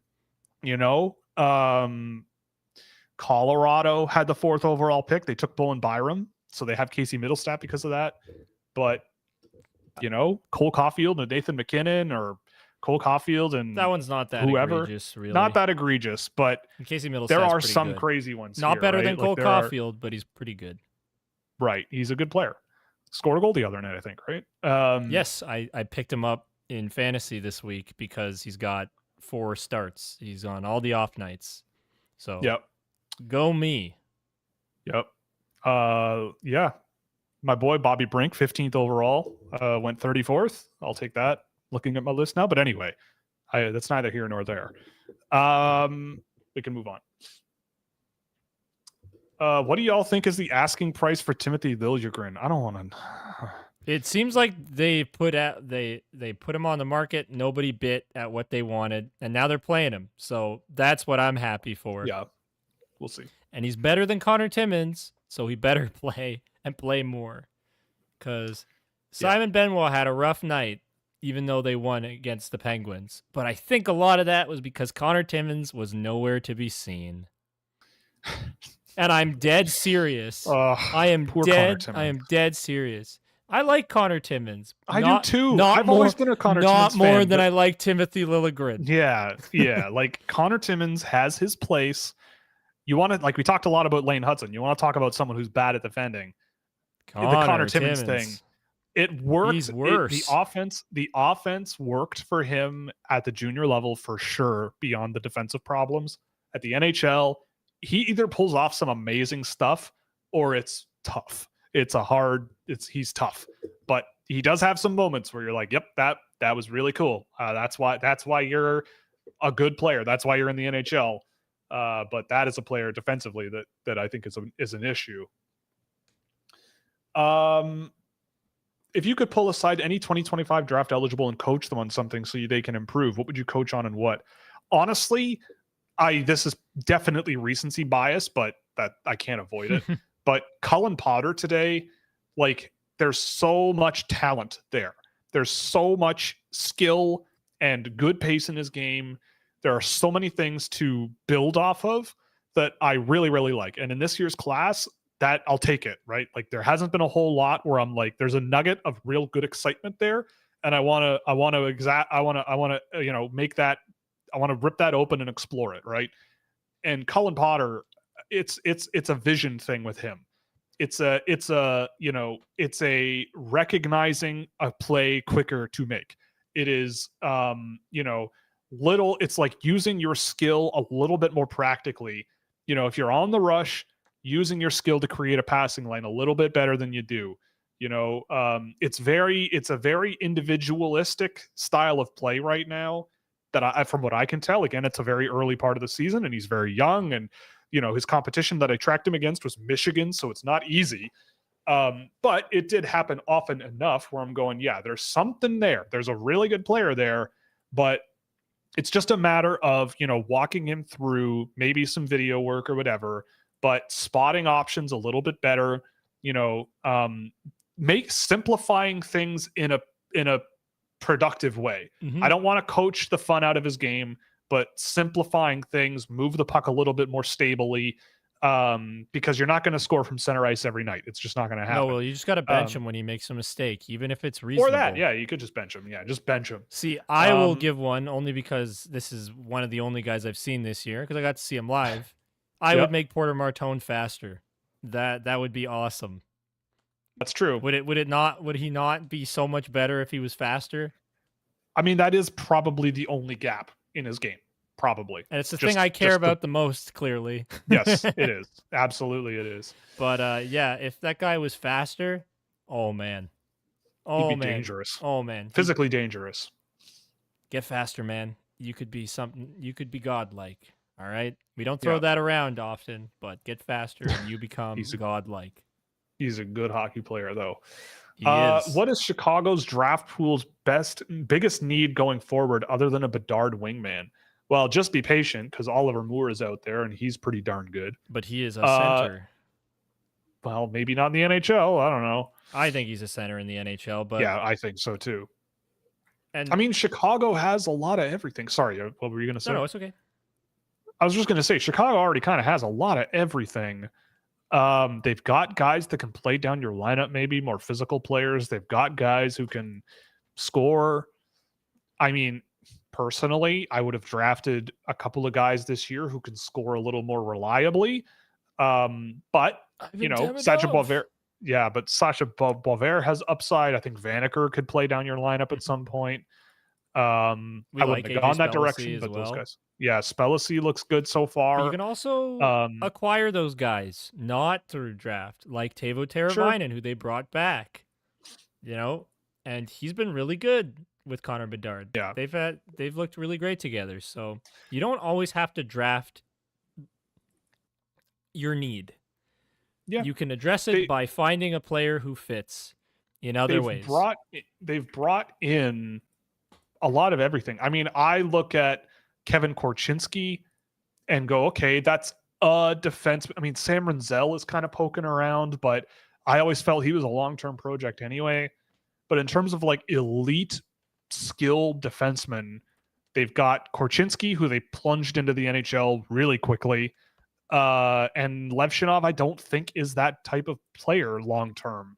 So maybe if anything, they could use a little bit more of that, like if they had a Zane Parekh, not saying they should have taken him at second overall, but that type of a guy where it's like, okay, you've got the size on the defense group, you've got the, safer, more mobile guys on the back who can play defensively. Who's the power play quarterback? And I know you have Korchinski Jones right now.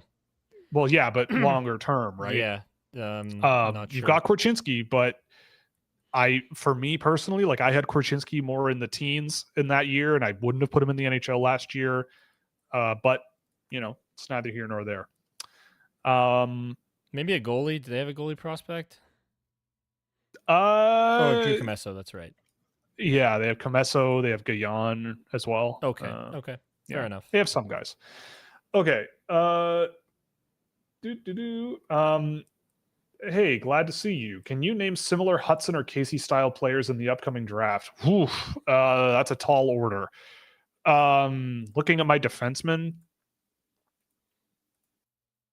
no. And if there are, they're not ones Will likes.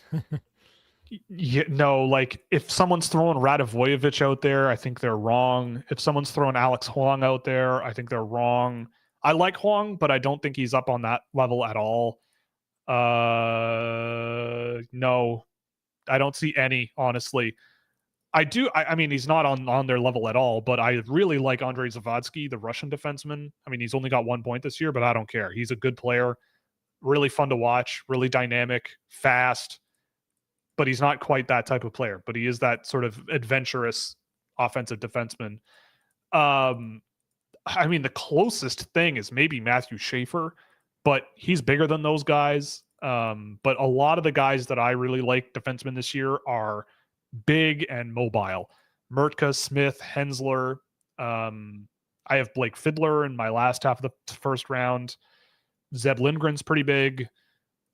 I mean, Dakota Rayon Mullen is smaller, but he's not. I wouldn't consider Rayon Mullen like a Seamus Casey type player. He's like maybe, if Lane Hutson. I mean, to me, Dakota Rayon Mullen is like what Lane Hutson critics think Lane Hutson is. Like it's like that defensive deficient, okay puck mover, fun skater, but not nearly as much sort of offensive firepower because it's just not there. Could it be one day? Maybe. I don't know, but not right now. What's the worst or weirdest player comparison you've seen for a draft eligible? Owen Power and Victor Hedman. Yeah, that's a pretty bad one. That one was awful. That was pretty bad. Made no sense. I mean, all of them are pretty cringe. Not all of them. I don't think all of them. Yeah, not all of them. Because the one that Craig Button nailed on the head, and I'm only saying he nailed this one because I said it first, was Luke So it makes you look smart. Exactly. It was Luke Hughes and Morgan Riley. That was the one that I really liked, but I think Victor Hedman and Owen Power made 0 sense. Well, I mean, everybody every year compares the top end guys to like Hall of Famers, right? Because when your team is bad, Yeah, all you have is hope for your future. yeah, it's And true. if you don't have hope, you have nothing. Yeah. But I forgot about the Power Hedman one. That one was how could you ever forget about that one? because They were claiming player it, comparisons. dude. They were claiming it Player all comparisons go in year. one. They go in one side of my brain and go out the other But side of my that one brain. was I just all year and so oh off. yeah, that was not good. Okay. Someone mentions that the West is wide open this year. I agree. I think the West is pretty open. I think towards the bottom end, like, well, not like the wild card spots. I think it's open. Like I still think Edmonton and Vancouver definitely making it. Dallas, Colorado definitely making it. But once you get into that wild card and like third spot, I think it's pretty. I would tend to agree. Do you think? Okay, Yeah. here's the question. Here's something we didn't address. With Utah, what's your barometer now? Do you think they're making the playoffs? They've eaten a loss now. I hope so. I mean, like, I'm just gonna pull up the standings here. Yeah, I mean, they lost to New Jersey. New Jersey looks like they're pretty good. Oh man, I hope so. I mean, I think it's possible. Yep, I think it's possible Do you? too. I think it's possible, but I would still lean no. Yeah, like who's in their division again? Nashville, Winnipeg, Dallas. Yeah, I mean, it's nice Colorado. to start with a 6 point. It's nice to start with a 6 point cushion on Colorado, but I don't know if I would put them ahead of Colorado. No, definitely not. Yeah, like I feel like they could contend for a wild card spot in there, right? Like I thought they were going to do that Nashville, last I think, year. is a question mark. St. Louis is a question mark. Minnesota's weird. Like they're a weird team. I like them. They are, but they have team. like this weird mix of like young players who are playing a little bit and like veteran guys who are old, just guys. Yeah, it's kind of weird. That's what. Yeah. So it's kind of funny with Minnesota, but yeah, with like when they were the Arizona Coyotes, they only really started to fall off when they knew they weren't going to play in Arizona anymore. Yeah, that's true. And that kind of derailed their whole season, and they started to look awful. And yeah, so I think that team, like I viewed them as a potential wild card spot team last year. Didn't work out, and they have some legitimate reasons as to why it didn't, not just on ice stuff. So I think it's possible. I trust Nashville a bit. I don't know. I feel like that team should make it, but I wouldn't be surprised if they don't. Yeah. And I always think people don't give the Winnipeg Jets enough credit. I think Winnipeg is basically a lock to make the playoffs. Probably. Yeah. They have a goaltender. And their best player's not even on the team. They have a goaltender who's awesome in the regular season every single year and is always in Vezina consideration, it feels like. And then Mark Scheifele just casually gets near point per game or point per game seasons, And they have Kyle Connor, Nick Ehlers, Gabe Velarde now too. Yeah. Not as good as the guys I mentioned ahead of him, but still, it's like they're still a pretty good team. The defense, we'll see, but you have Connor Hellebuck. Yeah. Well, but I'm optimistic about Utah. They're a fun team. Yep. Am I too late to get in on calling Hutson a bust? Nope. Yes, actually. No, you are. No, you're not. Yeah, no. Yeah, no, we're moving on. Any Why? thoughts on... You can do whatever you want. You can call him a bust. Doesn't make it true. Yeah, it's true. No, it's Felix. It's Felix from Norway. He's a Habs guy, so he can have some fun. Any thoughts on Malik Sabrzianov? Yeah, this is the Kazan guy that everyone catches on to every year, who is 5'9" and really skilled and scores points, but doesn't project super well. And I think that's this guy this year. Last year it was Ramel Zamaldinov or whatever. It was Ramel Zamaldinov or whatever. I forget what his name is. I just Googled what I thought his name was and it said no results. So that's always good. So what Will is saying is he's going to forget this guy's name in a year. No. He shows up in the model good. He's going to be a good NHL guy. Okay. Radel Zamaltanov, that's the one. Radel Zamaltanov was this guy last year or 2 years ago. He's in the VHL now. He played 6 KHL games this year. So far, he has 0 points. But he scored points, so who knows?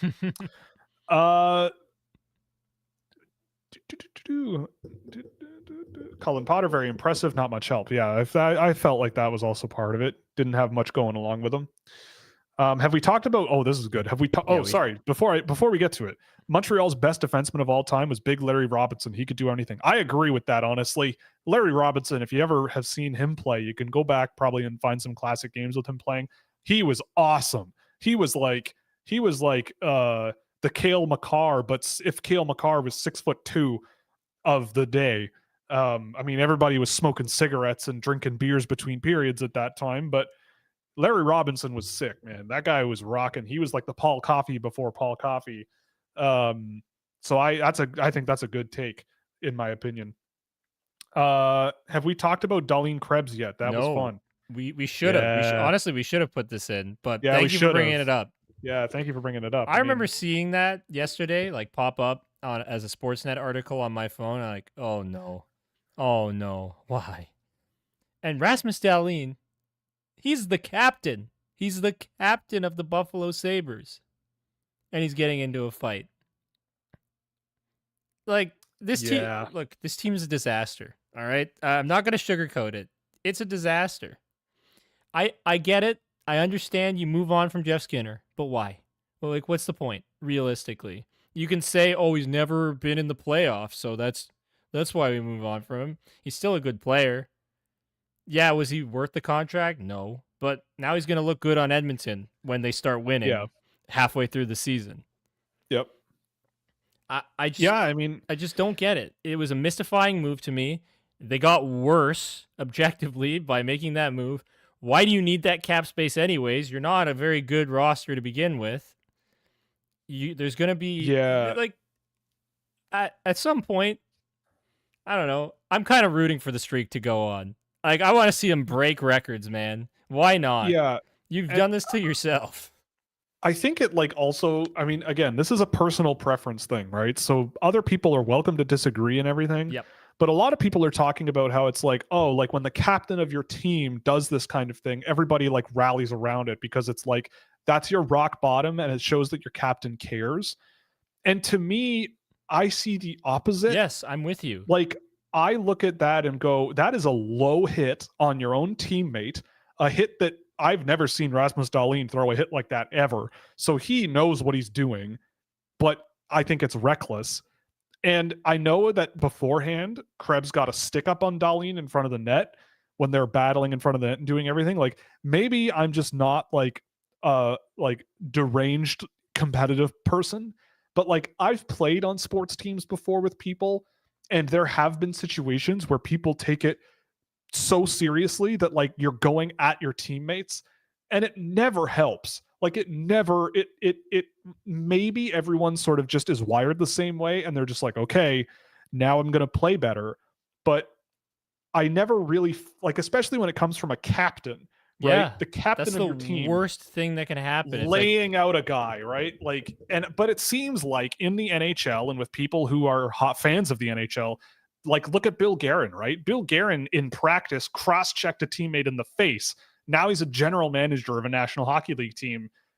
It's like these things where being reasonable and like rational kind of goes out the window.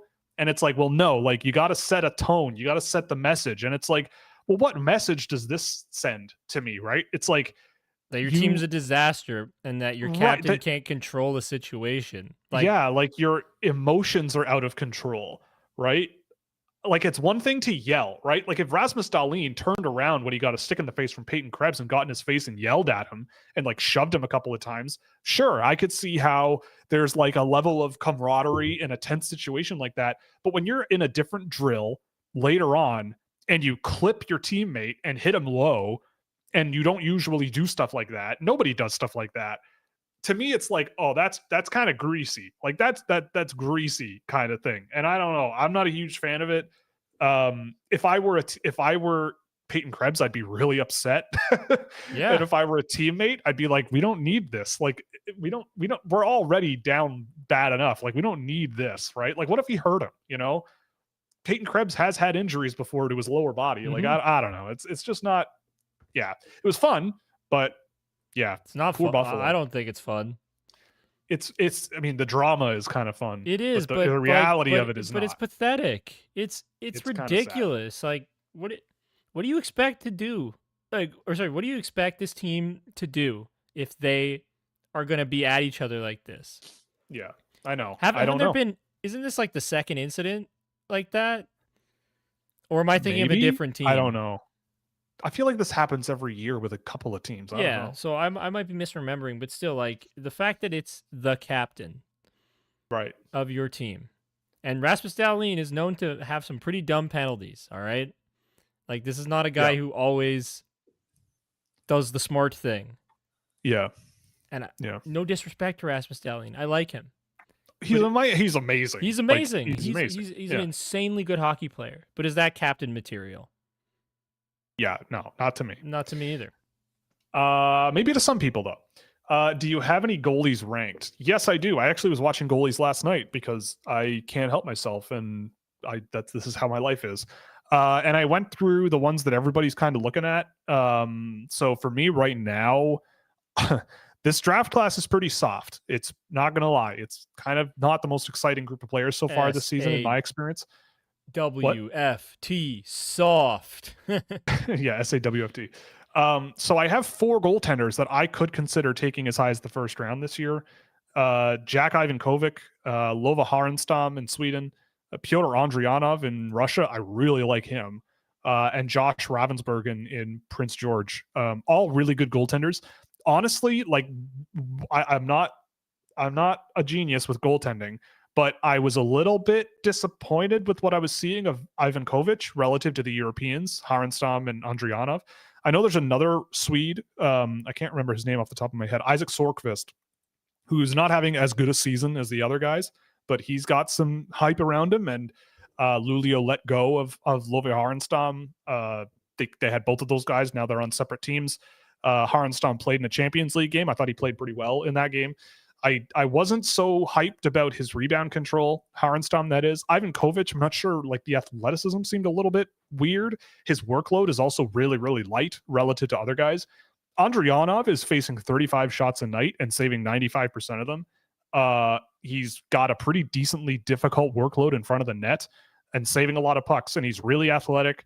Not the biggest guy in the world, but he's not small. That's the guy that I've been most interested in. And he's on I made my first iteration of my short list for team Scouching this year, and he's on it for the second round if he's there. That would be, I need goaltending. I don't have any anymore. So it'd be nice, but he's been an interesting Will, one I don't me. remember seeing Jack Ivankovic make a save at our game. Do you? No, yeah. I don't know what happened. Something must have happened. He was maybe stuck in traffic or suspended for fighting. Unfortunate. I did see him at the home opener, and he played quite well. Yeah, but it was funny because we didn't clock it immediately that's why he wasn't there, and like, oh, doesn't that goalie you like play here? He's like, yeah. Why is he not in net? Oh right. Yeah. Oh right. He got suspended. Yeah.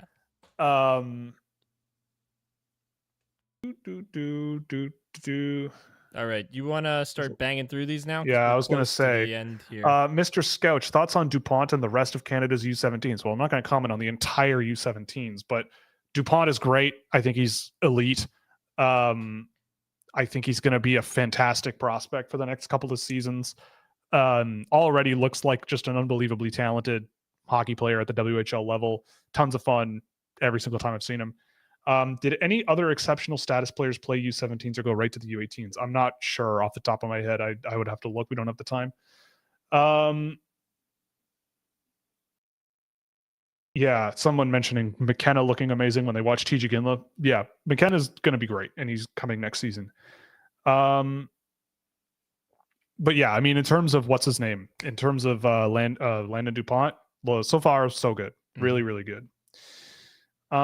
Still a lot of talk about Lane Hutson. And just the Habs in general. Yeah, just the Habs in general. There's a lot of that. And the Leafs a bit. Thoughts on Kevin He's season so far? Currently tied for third in scoring in the OHL. Would he go higher in a redraft?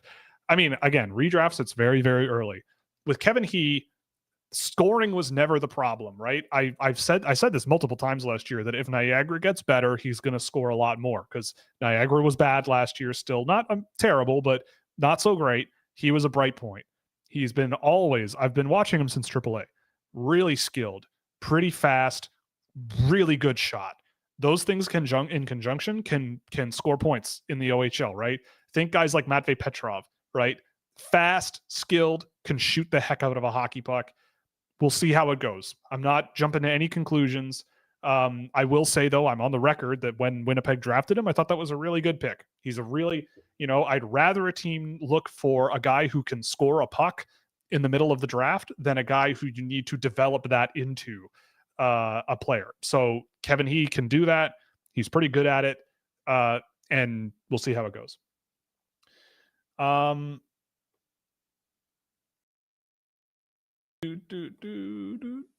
How much does the team a player plays on how much does the team a player plays on impact their draft stock?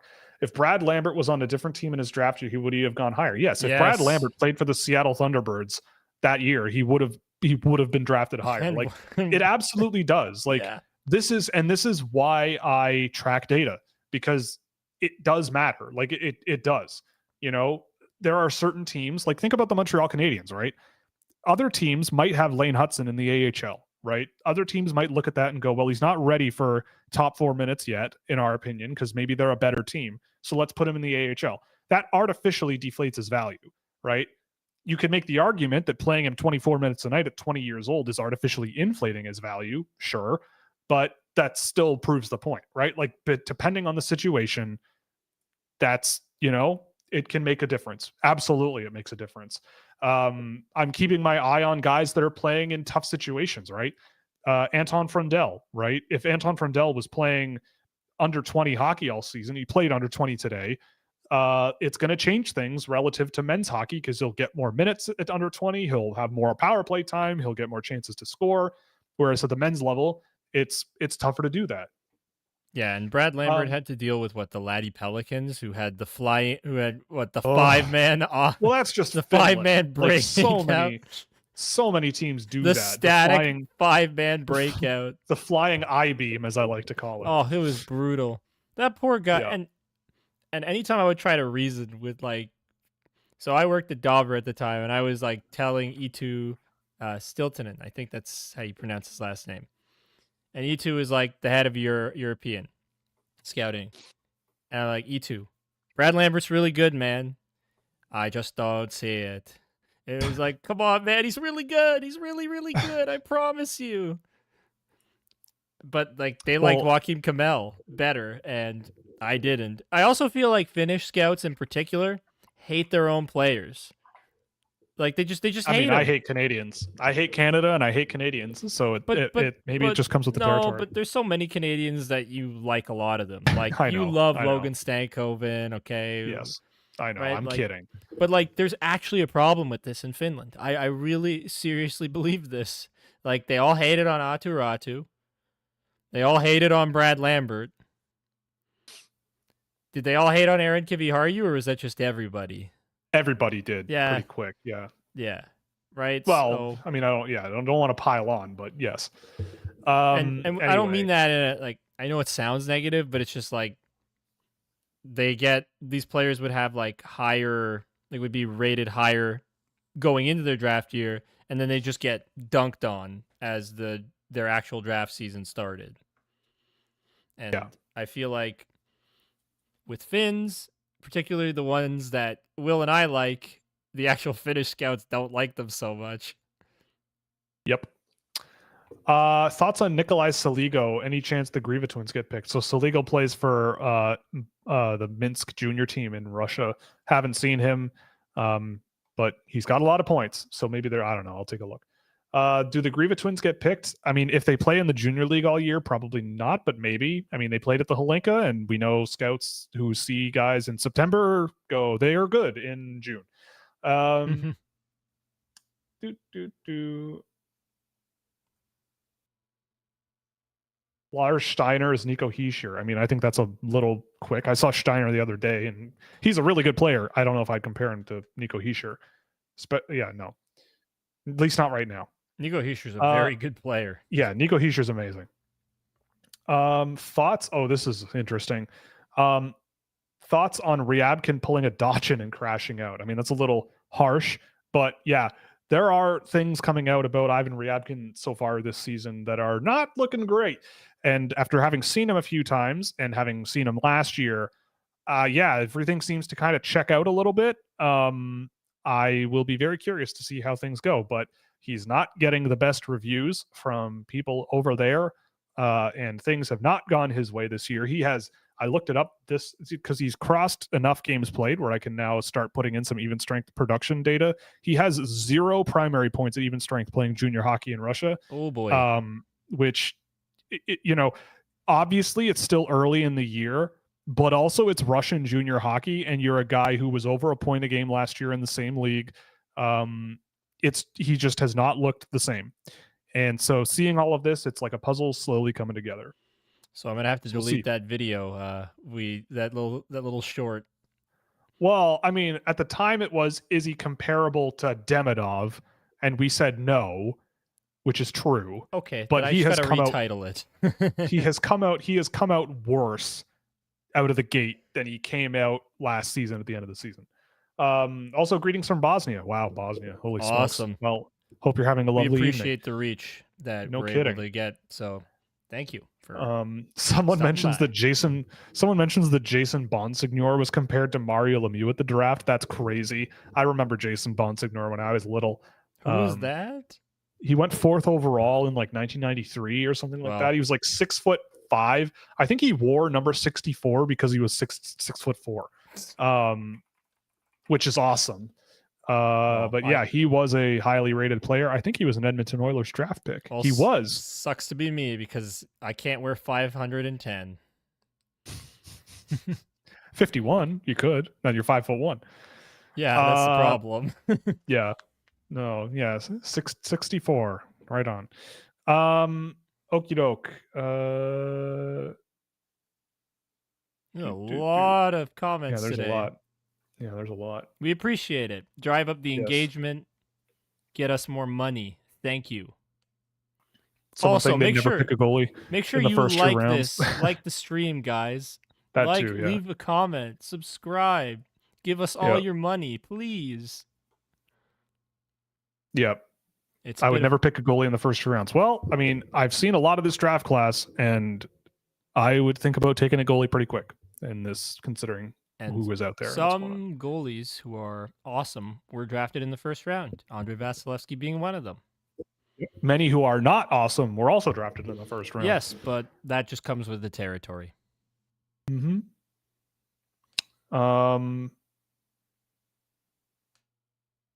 Who would you rather have long-term, Beniers or Wright? Beniers.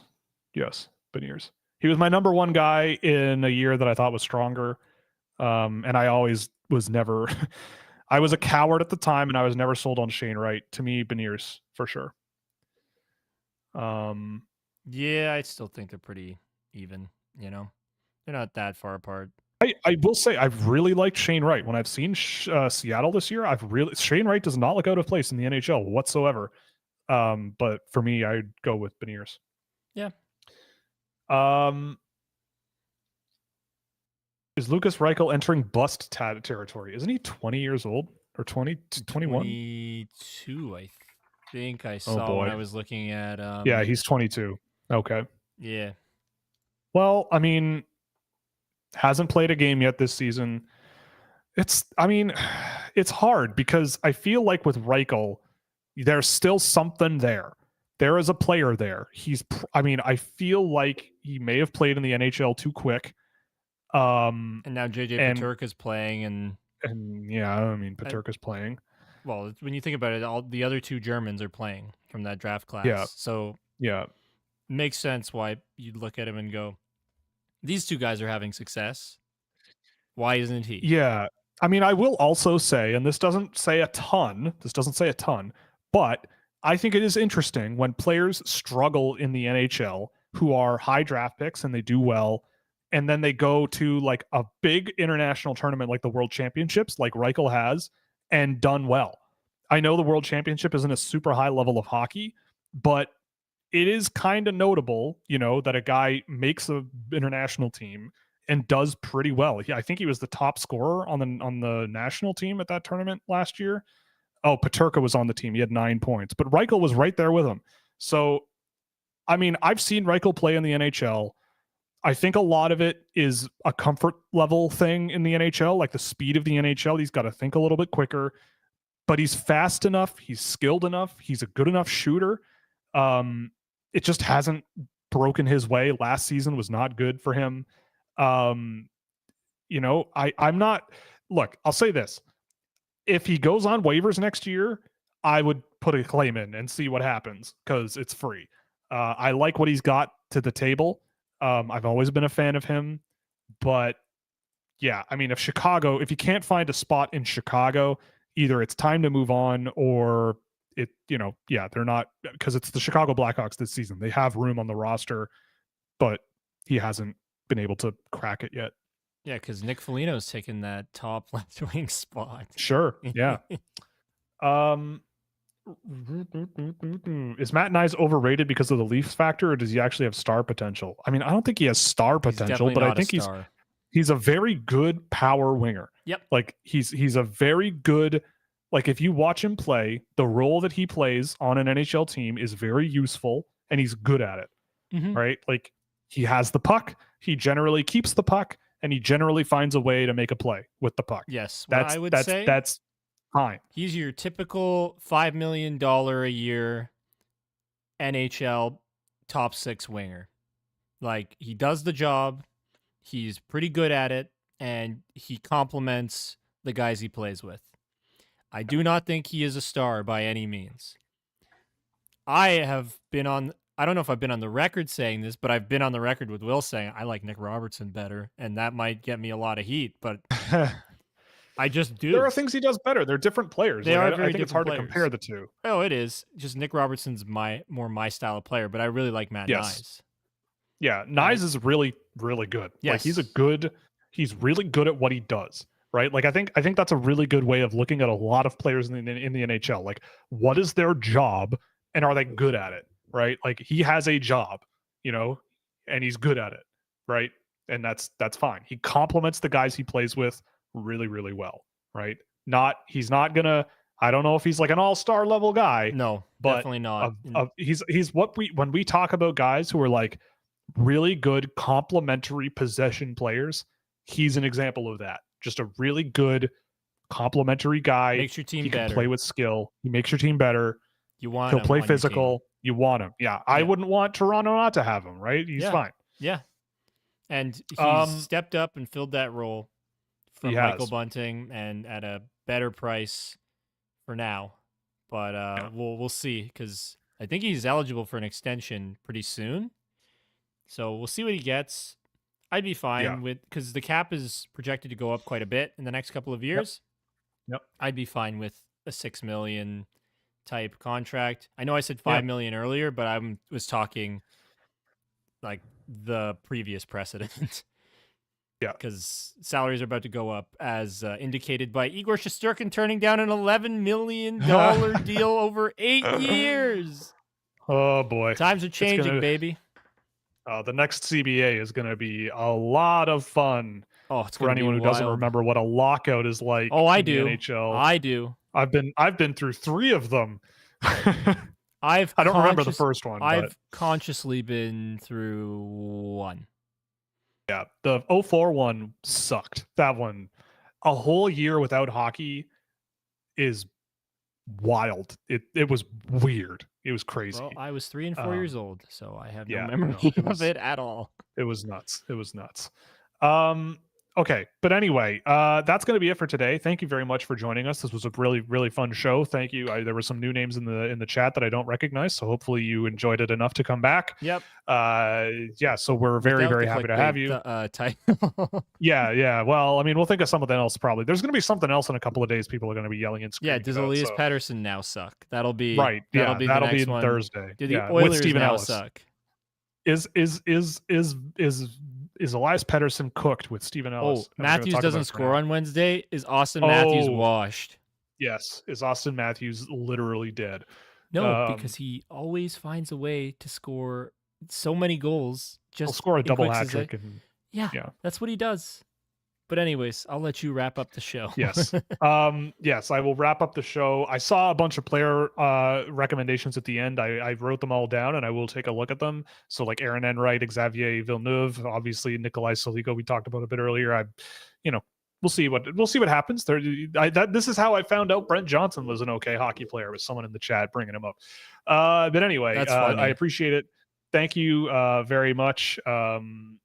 And this was a lot of fun. Of course, we're going to be back Thursday at 2 p.m. in the afternoon, Eastern Standard Time.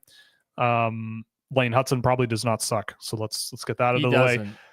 And we're brought to you by Fanatics. You can use our affiliate link code or scan the QR code in the window to provide a kickback on anything you buy in the store. Puck Preps Hockey also gives you access to all your NCAA and CHL prospect needs. Fractal Hockey Consulting, which is my business, for hand-track targeted player analysis and recruitment packages for the NCAA, Europe, and beyond, with solutions for anybody's needs. And of course, Scouching.ca, where you can get access to a Discord server, exclusive prospect data, insights on track data, as well as subscriber-written content that you won't find anywhere else, and plenty of other cool stuff. So you can check all that stuff out. All the links are in the description. By the way, I'm not sweating because Dvorsky has a point per game in the AHL. Thank you very much. It's been, I believe, 2 games, so let's chill. And anyway, this was a lot of fun. We'll see you Tuesday or Thursday. Today is Tuesday. Happy Thanksgiving. Have a great week, and we'll see you then. And I got to finish off with, the way I always like to end these. Go Leafs, go. There it is. Godspeed. All right.